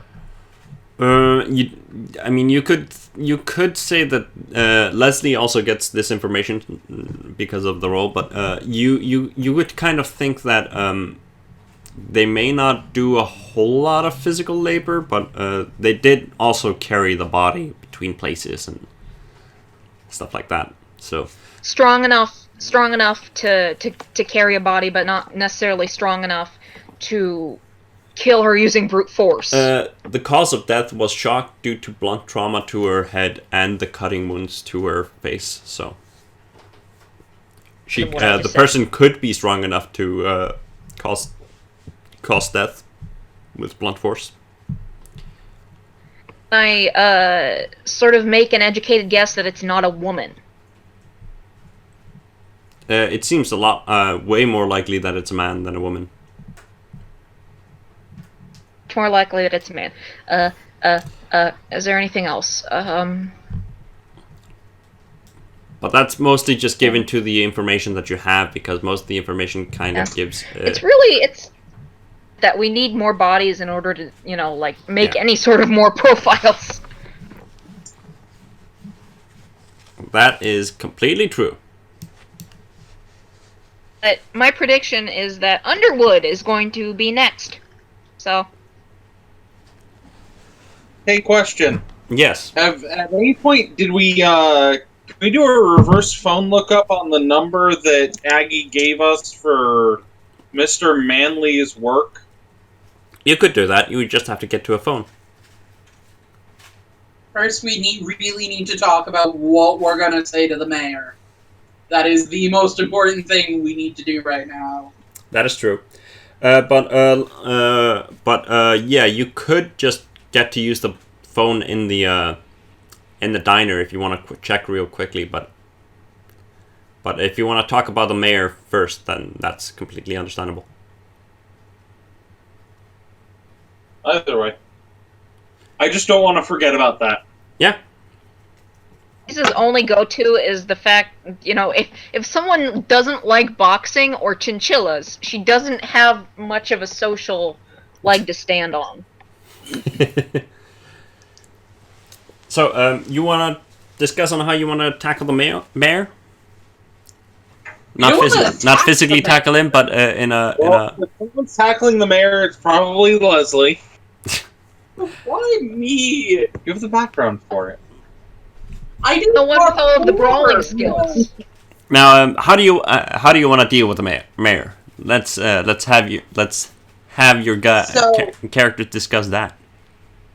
I say to the table, what are the facts that we have the undisputed facts that we can lay down to the mayor right now? It's most likely, well, no, that's not a fact. Someone modified the coroner report. Coral has not been forthright with you, and you have proof of that. Well, so there's two different problems. The file we have is incomplete and inconsistent with other evidence we know exists, even if we don't have it. And someone messed with the coroner's report, and based on item A, it's not hard to guess who did item B. Do I know if the mayor, if the police chief is in the mayor's pocket and vice versa? You would not know that. Well, has Horrell ever gotten into screaming arguments with him over the phone or anything? Not that you know of. But again, the mayor was the one complains about him. The mayor was the one that called in the FBI guys. So I know he called in the FBI guys, but I just want to know if Horrell's ever been a grumbly complainer about him. Again, not so that not that you would know, but that's possibly because Horrells doesn't like you. As I'm the person that they give all seems the to sort scream of in his office a lot. give all of the shitty tasks to and do all the copying and the filing and shit. I would imagine I hear a lot of office gossip and the sort of he said that she said that he said that this happened, Plus I'm buddy with all of the secretaries. Probably don't really like me, but just like talking to someone who doesn't talk back. Yeah. Now, again, it's not information at least that you know of. You have not heard about him being screaming at the mayor or anything like that. Okay.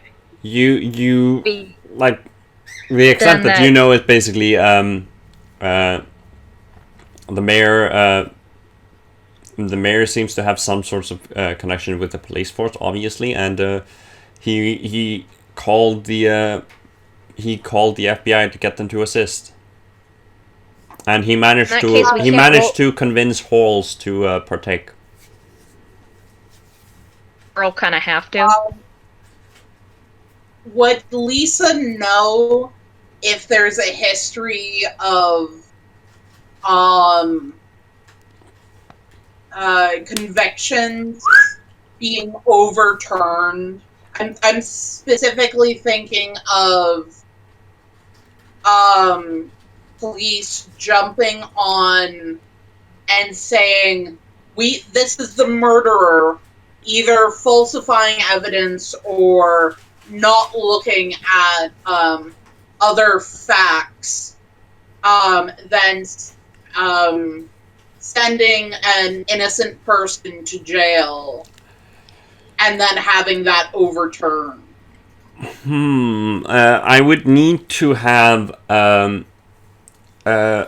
would need to get Lisa to roll a idea check for that, but Rolling. But that would also consist probably of the whole time when she was from when she was a detective. Now, I got a 24. With your role, you haven't heard like a whole lot of. You haven't really heard any information about things being. You haven't heard any information about like convictions and things like that being overturned very suddenly. But you do remember that people around the office seem to be somewhat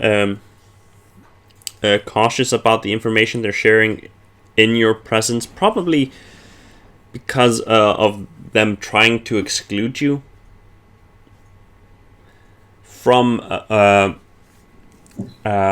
conversations, and you've noticed this specifically during your time, like as once you got promoted to detective, and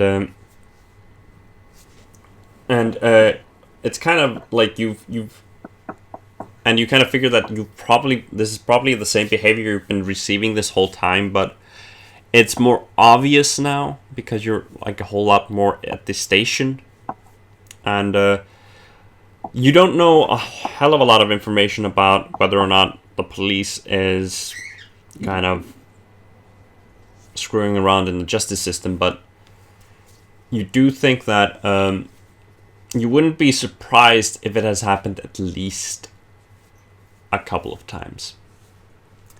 Yeah, but what would that have to like? But you don't know if that's directly through the mayor or not.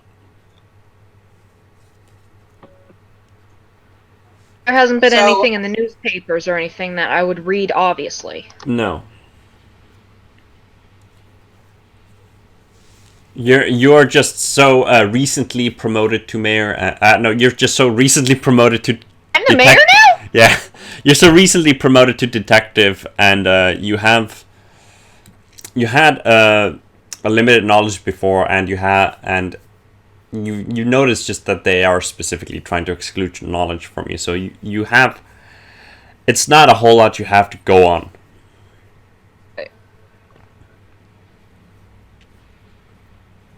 So I turn to Jean and I say, I'm going to regret this, but what do you think our approach should be? Just that laugh in the background. That's the moment you know you regret your decision. So, Jean, what should... What depends? Are we here to catch the murderer of the girl, or are we here to find the corrupt cop? Or we don't know. Take down the we corrupt don't cop? know how. And he turns and looks at Richard, because Richard was in the room for that call. Yes, he was. If we don't know how deep, like what connection that they have, good or bad. We do know that he was the one who called you guys. So, if you focus on the murder case, that's probably where you'll get more traction. Worried about this case specifically. Yeah, I think that we should approach this as, because corruption goes to internal affairs. That's not our business. Our business is to get the information, solve the murder, and go back home. Okay, how do you suppose we get the information if the cops won't give it to us? That's why we're talking to the mayor. Well, Gene, you could always make a file to give to internal affairs after this is all over. So we can. My suggestion: we go to the mayor and say we have this evidence that we're being Walled. diverted from our investigation. Hey Lisa, how do you feel about being police chief when this all blows over? A detective. She doesn't say that because she's not that. She would just make it like she would assume that was a joke and just do a little.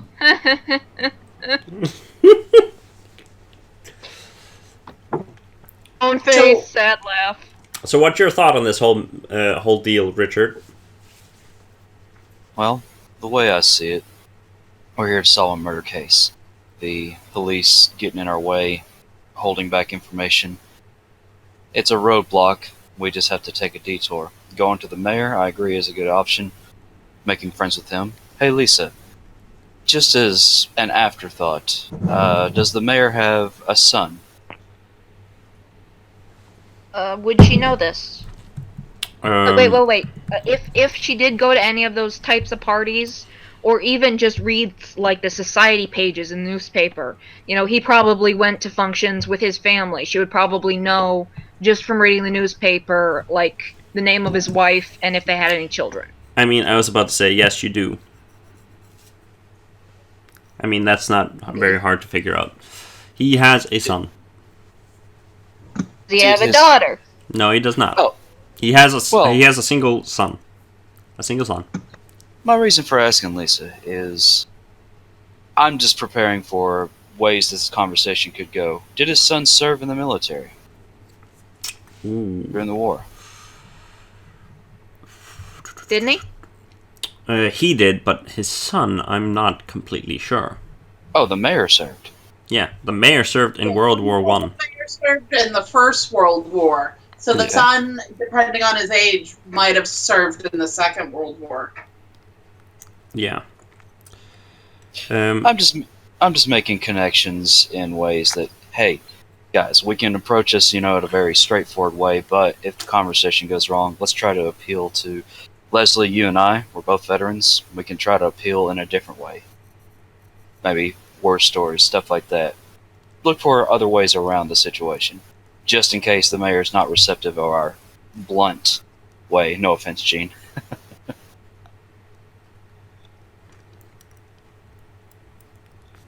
So, the mayor's going to be our best option, buddying up with the mayor.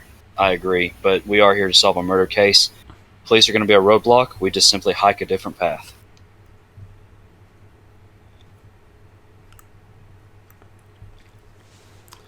So, have you? What do you want to do at this junction? You've made.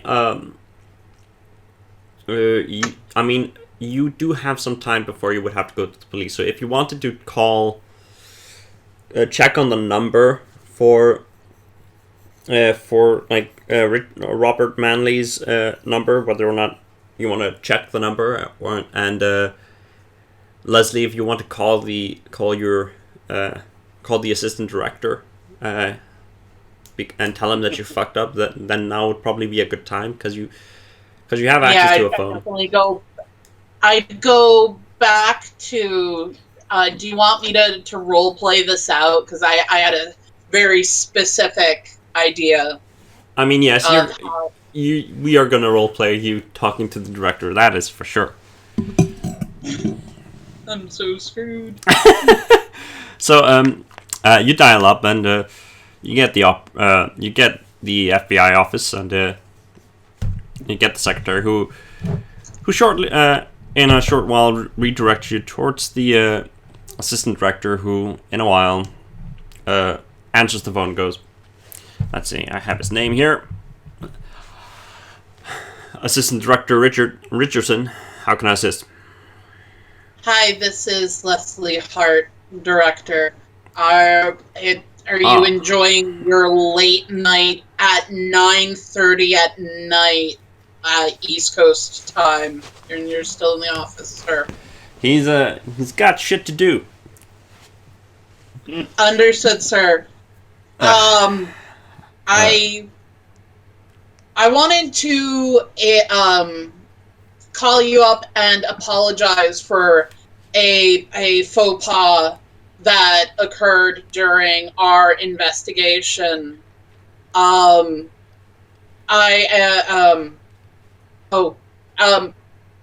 Did Gene tell us that he had talked to the director? No, he did not. No, I didn't. Oh, this afternoon, we are concerned that we know for a fact that the police here are doctoring files and giving us limited amount of information that we need. I am also concerned that the police might be wanting to just throw anyone in jail for the murder of Miss Elizabeth Short. So, Agent Franklin's called me earlier today and informed me of the police conduct. So, I had been informed of their current behavior towards you.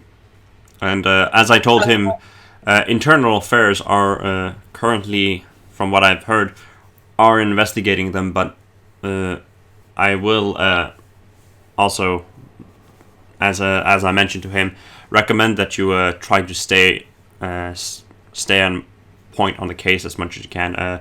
Try not to get too much of. Try not to get the chief too much. Don't get him to hate you too much.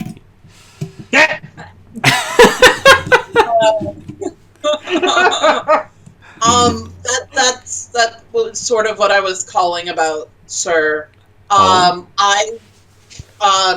We split our investigation to cover more ground, leaving me taking the police liaison, Lisa, to talk to a potential suspect, someone we know was in contact with Miss Short.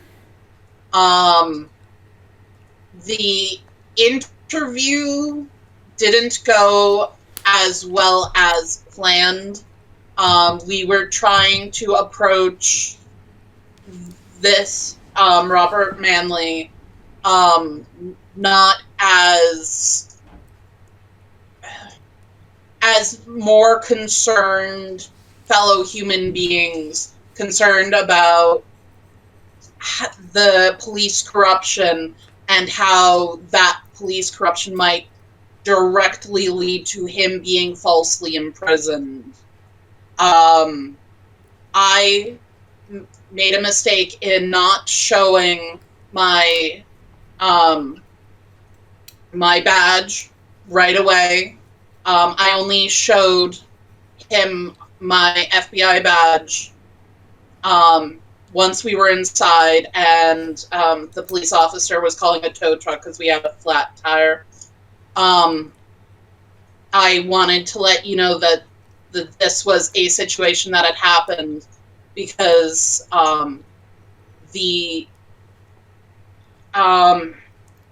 let me say, sir, that the police officer we are working with is pretty green behind the ears, and she was trying to communicate, and she ended up intimidating the witness, or not the witness, the suspect, the possible suspect, and which led to him directly contacting the police chief in charge of the investigation to complain. I wanted to let you know that this was the case before you got a call from anyone else, sir.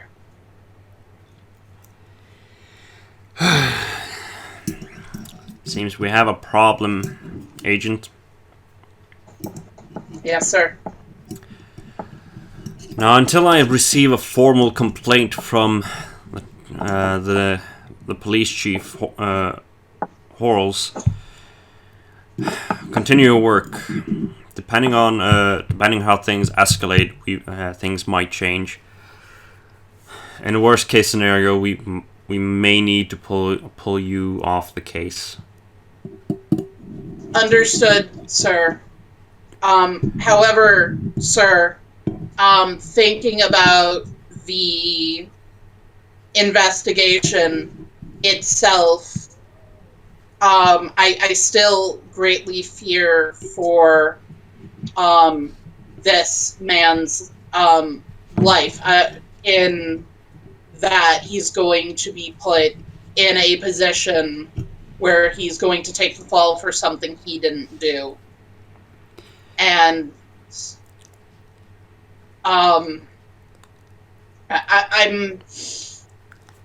I believe that as an unintended side effect of the events of this afternoon, that the police will not be able to put an innocent man in prison.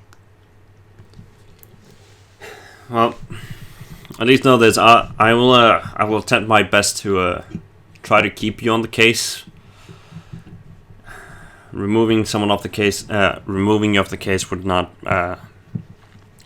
do well, especially since you already have got some work done here, and preferably I don't, because of the situation at the police station, I don't want you off the case. You are our specialist in criminology, so I'll attempt my best to keep you on the case, but I may need to call in some favors for that, but do me a favor and try not to piss anyone else off more. You got Jean for that. You're the boss. Now, is Jean there with you? Where is Jean? Where are you? I assume I'm in my motel room. I say no, but I can give you the extension to his room number. Oh yeah, we can say that you went to the motel just to do this. So yeah, you could be all in the same room or at separate rooms. That's totally up to you guys. You want to do that alone? Yeah, that's not a conversation I'd want to. Okay, so I said, he's right next door, sir, and I put the phone like on the side thing, and I walk and I knock on Jean's. Yeah, so everyone else door. is inside Jean's room. So basically, you all are there. Yeah, Jean, you're being got. Leslie comes into the room and is searching for you. The boss is on the phone. And he wanted to speak with you. Okay. And Gene sort of at least he expects this is going to be good, so he grabs the coroner reports and takes them with them next door. Just in case. Yes, sir? Gene, how are things on your end? Well, since I talked to you last, we definitely have someone doctoring reports that are getting to us. I have the evidence sitting right in front of me. I just heard from Leslie what happened. How About the follow-up report, sir? No, about Chief Horrell's reaction to their handling of the suspect. It was quite hilarious, actually. How did Chief Horrell's respond? I'm pretty sure the words he used was fuckhead. Now, you were wondering why I decided to put you on a team of on this team, since you are a specialist in forging. But partially, part of the reason is because, well, as you may suspect, you're not the best people person. No, sir. And I deemed that in this team we have here, we might need someone with your certain people skills. Let's just say. And Okay, sir. I want you to continue investigating this matter, and between you and me, keep an eye out on the chief. And if anything else happens, give what I'm basically saying is give us an excuse to pull him off the case. I have one sitting right in front of me, sir. Yeah, we may need that. Hopefully that will be enough, but let's just say do your best. The better the reason, the more obvious the reason, the better. Yes, sir. Alright. This is just between you and me. Yeah. I'll be in contact once once we have more information on Horals and whether or not we can get the case redirected towards us. But we can't do that unless we get Horals detained or get him off the case somehow. Now, if you can gather enough, if you can gather enough evidence for him obviously giving up fake information towards the FBI, I would like for you to somewhat provoke him into a situation where you can get him reassigned. I'll tell you this now. We do have a member of Internal Affairs currently investigating him. She is currently stationed at the police station. So wouldn't it be easier to just get the mayor in the loop and have him fire him? He is appointed by the mayor, after all. That's true, but from what I can tell, they have a decent, if not somewhat good, working relationship. So, you think the mayor's dirty? It wouldn't surprise me that he has some dirt behind his ears. Fair enough. Story I was hearing on this side was he was pretty clean. He cleaned up town pretty good. Yeah, I won't deny he's done some good work, but how things are currently sitting with how the police is acting, they're getting away with more things than they should. Whether or not that's specifically due to Horals' connection to the office or not, that is a whole different thing. But sure, he was at least good enough to get us involved. Yep, I'll keep on him. All right.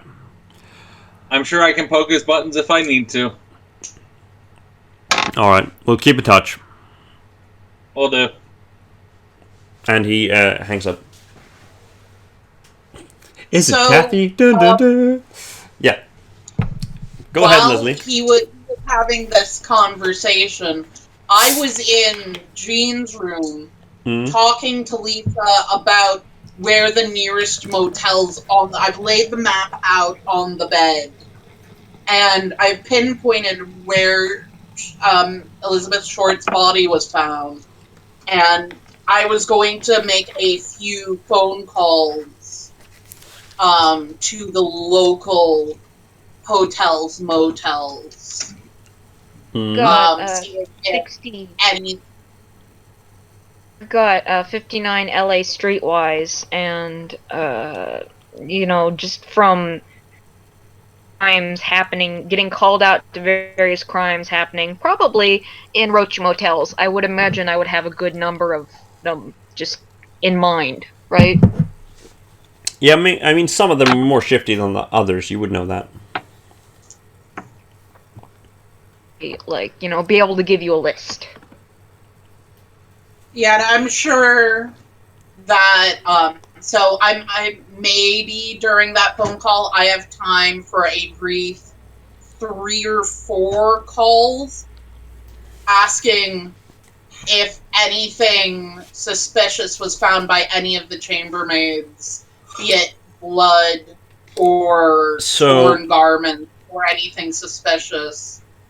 So, you actually, because the conversation between Jean and the director takes a while, and you're not, it's a pretty quick conversation that you have. So, you manage to gather that at least the motels that you talk to, which are like 3 or 4 motels, not at least nothing out of the ordinary was found at these motels, and those are all kind of in the area that you expected this to take place. Now, those would be the most suspicious ones to have been to look up. So at least you don't think that they are not, at least from the information that you get, they don't seem to be any more suspicious than they are normally. All right. Now,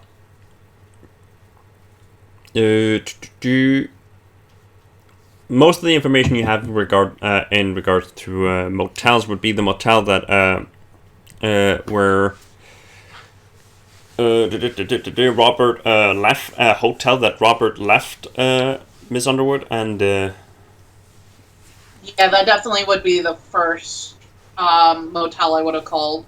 Yeah, so when you talk to them, they basically tell you that the same thing that they told the police, that she arrived at the 9th of January. That a woman, at least fitting her description, arrived on the 9th of January. And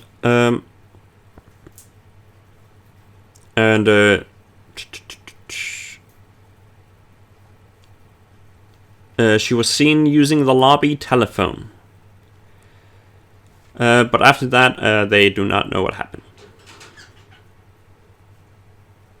And they don't have a record of calls made from that telephone. They don't have it, at least at the moment. They could probably get it. Right, then I would definitely ask them to get it. She was calling her sister, is what they gather. And all right, I thank them, and I turn and I share the information with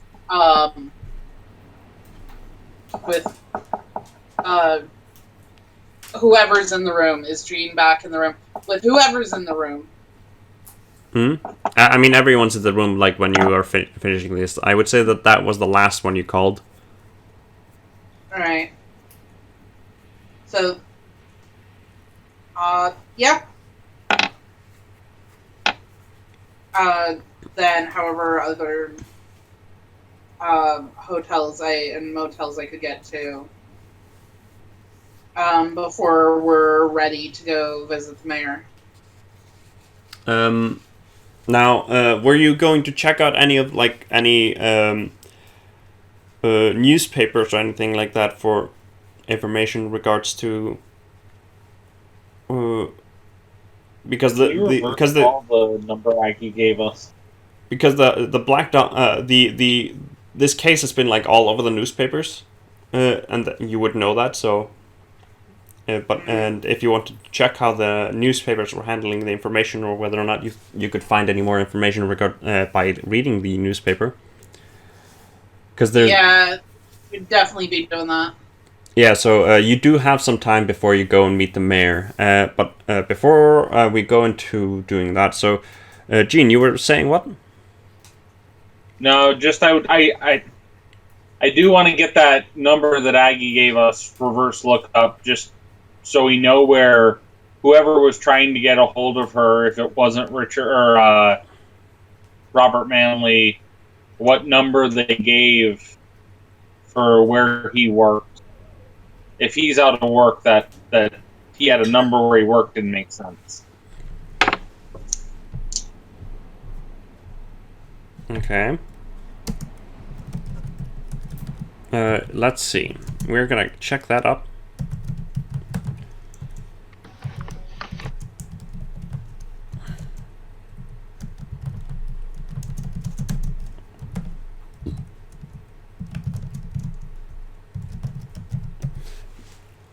Now, when you check it out, when you check out the number, and are you going to call it, or are you just going to get someone to check out where it leads to?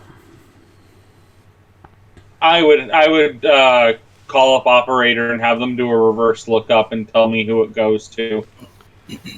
Operator answers and goes like, "Yeah, operator." And in a moment, after you tell the operator the number, and you wait for a while, you get a. In a moment, the operator returns and says, "It leads to a payphone in somewhere in downtown LA." Can you identify the payphone for me? It is 4 blocks away from the courthouse. Thank you.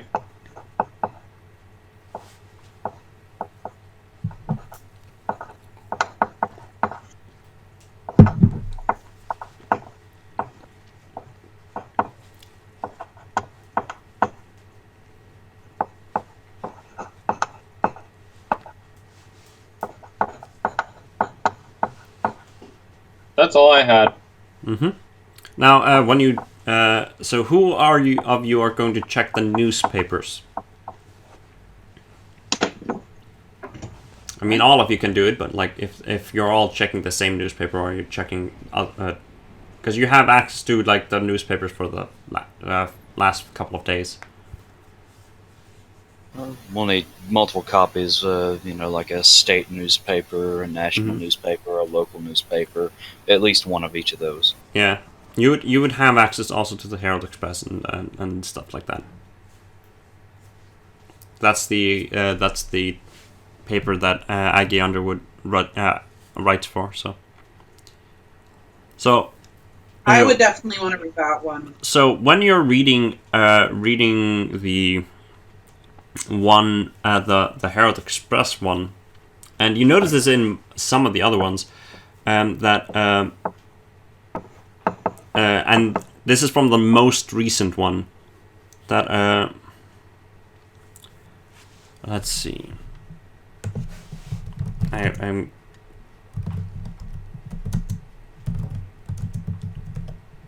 let's see here. I'm gonna just send you the article.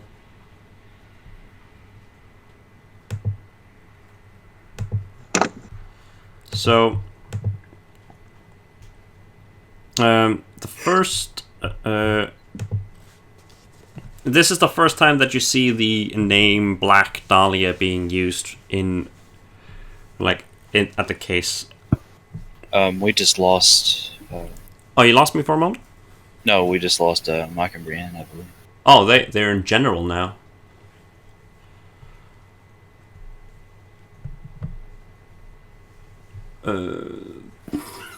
Why? Okay. So this is basically the first time you see the name Black Dahlia being used for Elizabeth Short. Sorry, I think I just missed everything you said in the last minute since you said, "Here's the newspaper." Because no, I noticed. We noticed that you went off, so I stopped for a moment. Okay. Basically, that's the only noteworthy thing specifically is that the Black Dahlia name is being used. It's not a headline. It's like not one of the big headliners. It's like in the article itself. And Who wrote the article? this would be... It is January the 17th here. Let's find out who wrote this article here. Oh,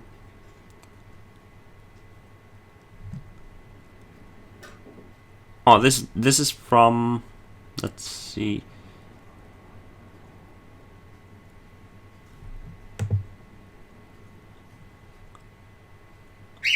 I can't see the name. But this is not from the Herald Express. No, this is Oh wait, yes, this is from the Herald Express. This is written by a man named Jack Smith.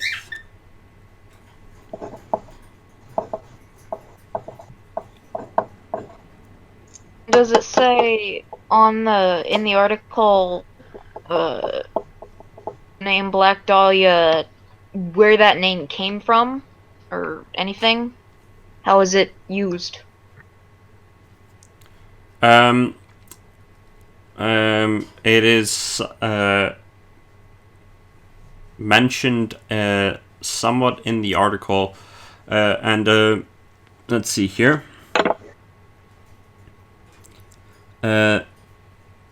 Looking through other articles, you realize quickly that the first one to use this name was a reporter named Bevo Means. And it was during an interview with with acquaintances of Miss Short at a drugstore. This is basically... this was a nickname that Miss Short received from staff and patrons at a Long Beach drugstore in mid-1946. It was a wordplay on the film The Blue Dahlia.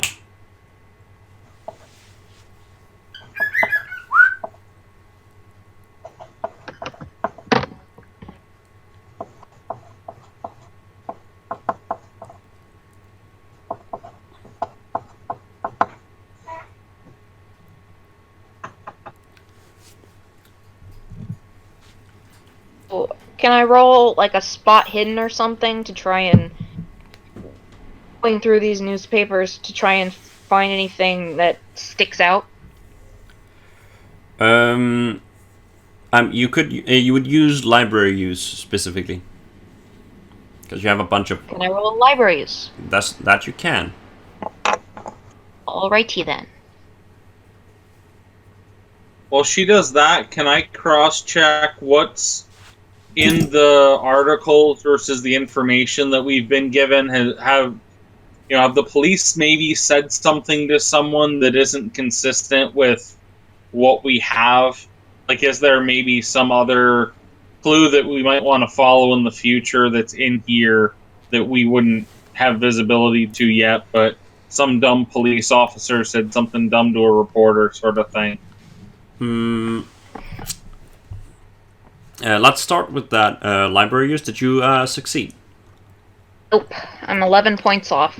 You do not find anything that you can, anything new that you think you can use. Anything that jumps out at you. You would have to, Gene. You would also have to use library use if you want to do that because you're cross-checking, and that's and whether or not you find information is all. Just should I have a hard success? Okay, so. That does succeed. You do not. There's not a whole lot of information in the newspapers that you basically think is new information. There is, however, information that what you do realize is that that the police that one of them that they attempted to interview her mother, but it didn't go so well. It didn't go so well.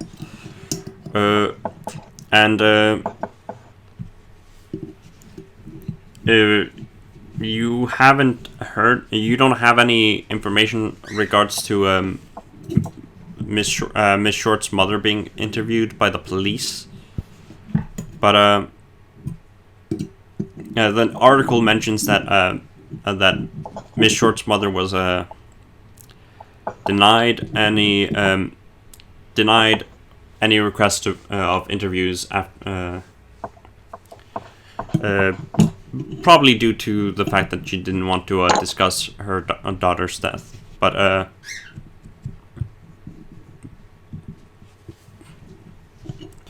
it's obvious from that she was probably contacted by the police first, and not the reporters.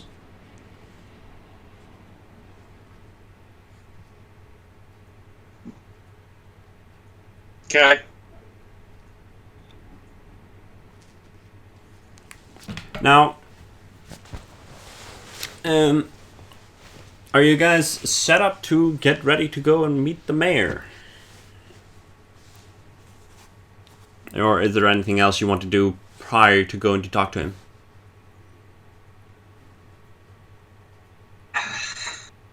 I don't think there's really time for anything I'd want to do. Yeah, I want to change my clothes. You would.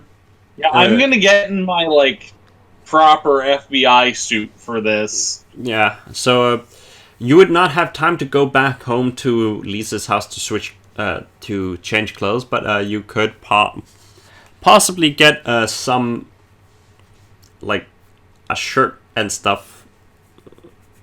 But yeah, you don't have unless you took some clothes with you to change into. You don't. I'm wearing a jacket or A something. luck roll. Yeah. Oh, that's a perfect time for a luck roll. Let's see if you were forgot a spare change of clothes in your car at some point, and it's just there. It's not my car though. Why would it have change of clothes for me if it's not my car? You just forgot there at an unspecified time. Okay. It's just I'll a luck roll roll. luck. It could have been your dad that forgot to take it out at some point. Did you succeed? Yes. Okay. So Hey, actually, let me check. I might be wrong. Luck. What is my luck? Yes, I did succeed. So you kind of remember suddenly, but oh yeah, I had I brought a briefcase with me, last time I had this car, and I had change of clothes in it because I was going to do stuff, and there is a suit there. Whoa, how lucky are you? It's that classy black suit that I never wear because it's too classy for work. Yeah. It's it was your dad who was going to give it to you, but he forgot it in the car or something like that. Basically, I just change into that. Yeah, and Smart. so I'm guessing you get to change in one of the office agents' rooms while they discuss what to do. Shut up, bird. While someone's changing in a room, I change in a bathroom or something. You know? And it doesn't take you very long to do that. And once you all reconvene, kind of in front of the car, you kind of nod to each other, ready to leave, and you sit into the car. Lisa at the wheel, and I'm guessing Leslie is driving shotgun with Lisa. Yeah, And I also would have changed Yeah. into a suit. And Richard and Jean kind of sit together in the back seat, kind of as normal. As they sit and they just kind of exchange glances as they would normally do.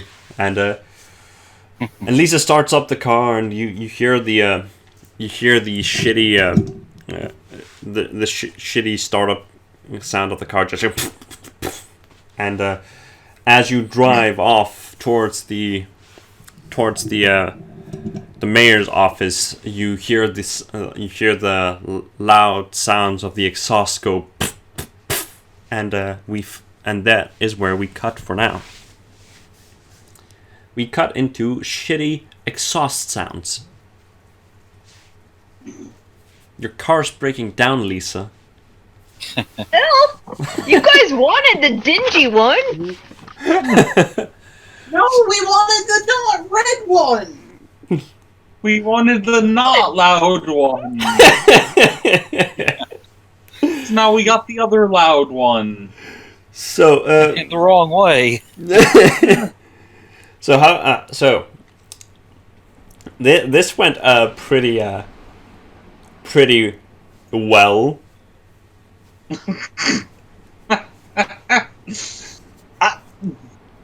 You know things are going well when you decide to just let's never go to the police station again. Is one of the things you decide to do. Hey, we had an excuse. It was 5 p.m. on a Friday afternoon. Oh, we don't want to bother him now. Yeah, it's a very good excuse. He's probably going You to guys better have a job for me after this is over, or otherwise I'm gonna be out of a job. I was waiting for you to cut back to the station when Richard showed up to grab the file and Horals go ape shit again. Oh, we can do it like a very short one here, just like as Richard kind of like sneaks into the office and just like looking at the secretaries, and he's just like, "I'm not here," and just sneaks past everyone, and everyone's kind of looking at him, but he's like very just walking as if he's not there. Just And a he's little just giving everyone the 3 out of 5. he's giving everyone just the sign to just shh. And nobody dares to make a sound because Horals was apeshit last time they were there. Which, you know, I'm so pretty, by all means. Yeah, he just everyone's just wooed by him. Here, Kathy and Beth, wasn't it Beth? I remember Kathy and B something. Let's just say Beth. They're just like gossiping, like, the fine one's back. And you just get all the stuff and just leave. Maybe Lisa can give him my number. Lisa can probably give me his number. Mm-hmm. Oh my god. It's kind of the moment where you walk in and you're because you jogged there, you're like, you kind of walk in, and if you'd have long flowing hair, you would have done like that kind of commercial look, but you do it without the long hair, and they're like, oh, and sweat like That's on your what he brow. does. Yeah. Takes his hat off and just like wipes the sweat from his brow, and he's like, oh, dang, I ain't here. But yeah, you guys had a pretty fun times with Chief Horals, and Yeah. you made some plans for next time.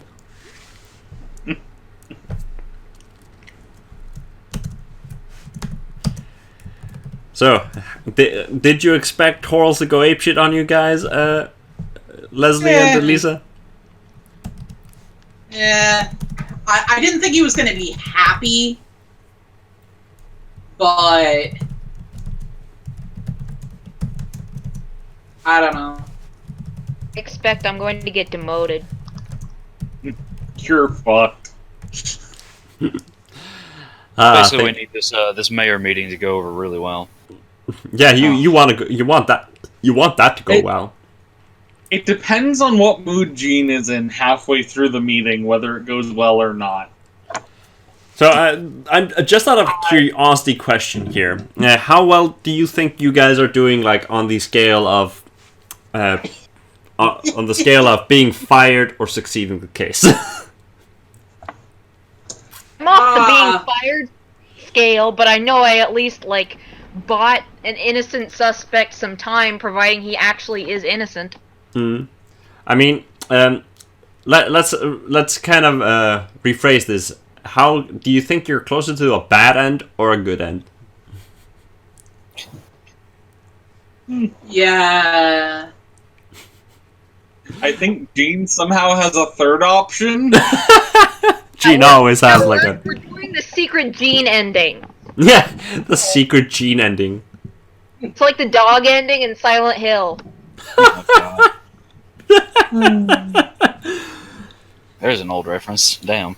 Yep. But yeah, where do you think you're on this scale? Bad ending or good ending? I'm just curious. Well, I'm all for being honest. I'm on the currently because of the distractions of the police corruption rather than the murder. I'm saying bad ending currently, but I think we're all starting to come together and just say, "Fuck the police," you know, Fuck the police. and get back. Hey, if we can at least solve this murder, that's where we'll feel better about ourselves and have warm fuzzies at night. Because the worst ending. Because currently the worst ending for you guys would be to be reassigned. Because that would mean that you would that would mean that you are off the case. That doesn't mean that you guys can't continue investigating the case. You'd just not be doing it under any kind of lawful jurisdiction. We're going rogue. It's 80s about time. How do you think you're doing, Gene? She's gonna get fired anyway. She could become a private investigator. Take the case on her own. Well, right. So that's the problem Gene's having, is everyone else is going, fuck the police, we'll just do it.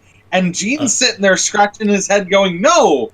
Blow the police up, rip the place apart, find out what they have, and then move forward. Gene is not unconvinced that someone in the precinct isn't the murderer. Secretly I don't think I got my number. But someone's covering up something. Yeah, it all depends on how the meeting goes with the mayor. That's going to play a very big part of it, at least. You should break into Horal's office. Now that's going to be fun if you decide to, like, sneak into the police office at some point and just, like, try to get information from Horal's office, because that could end horrendously bad. Anyone have locksmith? That could end so bad, or just it could be so glorious, or just so bad. That's gonna be a pass on the locksmith. I'm just saying. It's fine. Here's my locksmith roll right now. Yeah, I rolled a 99 out of 1. This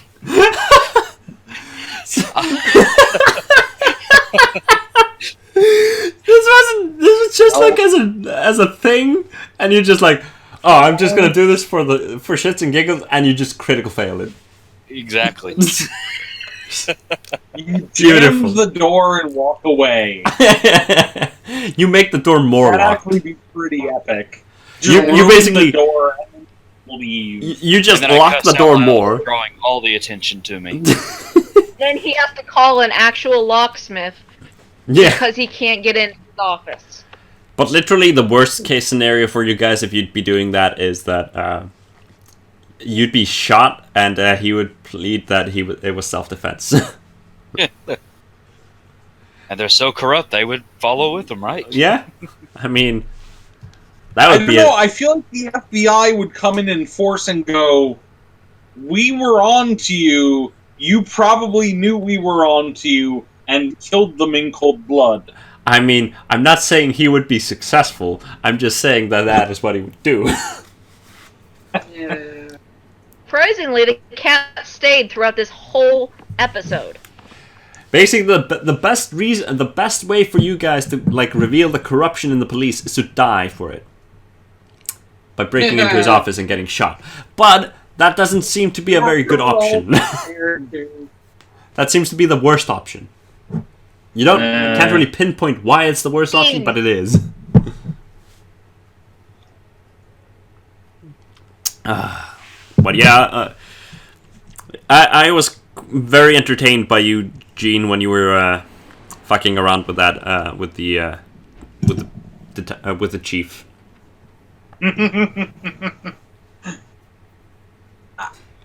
At this point, the hypocrisy of him saying your person did something wrong is just laughable.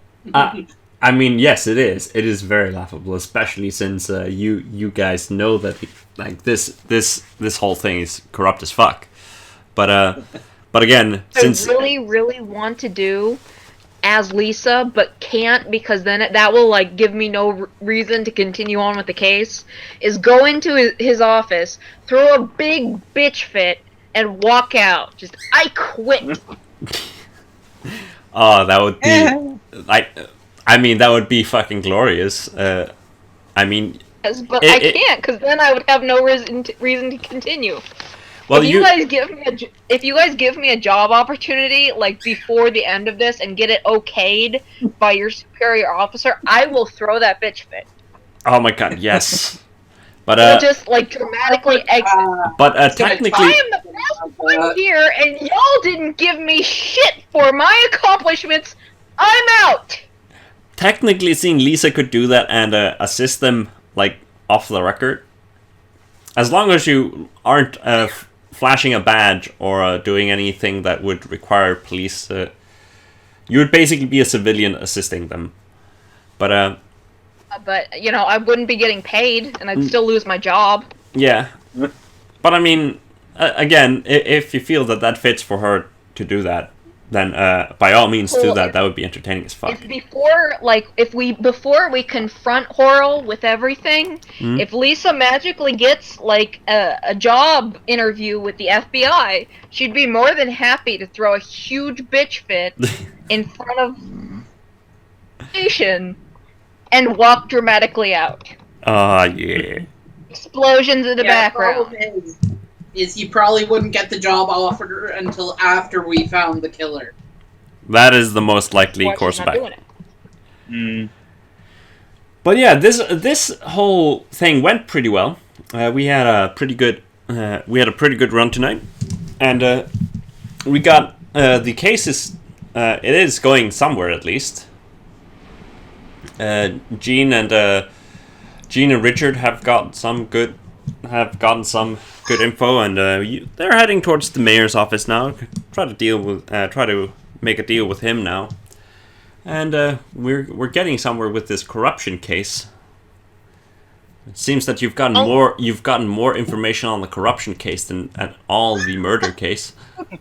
So this is going into some direction. They're being successful in some sorts of way, just not necessarily the way that they need to be at the moment.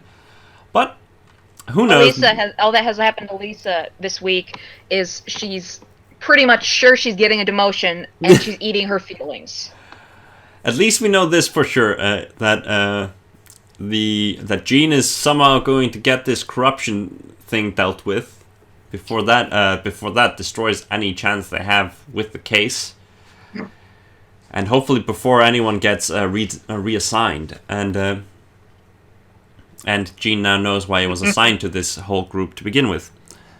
Ooh, I have an idea. You know what would really look good for re-election for a mayoral campaign? Mm-hmm. And rid of a whole lot of police corruption. I mean, was that an election year? No, it was not. I think he's just like recently re-elected. Yeah, he's just like no. The next year is a re-election year. I think it's every 4th year, right? It's still something you want to keep in mind if next year's the re-election year. Yeah, it's every 4 years, right? Yeah. Yeah. Okay. So next year is a re-election year. But yeah. So we are hopefully things will go better for our agents next time, and especially for our detective, because our detective is is on a beeline for being fired, if not demoted. Ice cream. So my only friend. So until next time, let's hope our agents and detective have a better time. But until next time, I'm Godpool, and I was joined by Michael, who is playing Jean. Goodbye. Brianna, who is playing Leslie. Bye bye. Kellen, who's playing Richard. Good day. And Zia, who's playing Lisa. That was a really weird way of saying Lisa. And as always, I'm Godpool, and we will see you in the next episode of Unsolved. Until then, goodbye.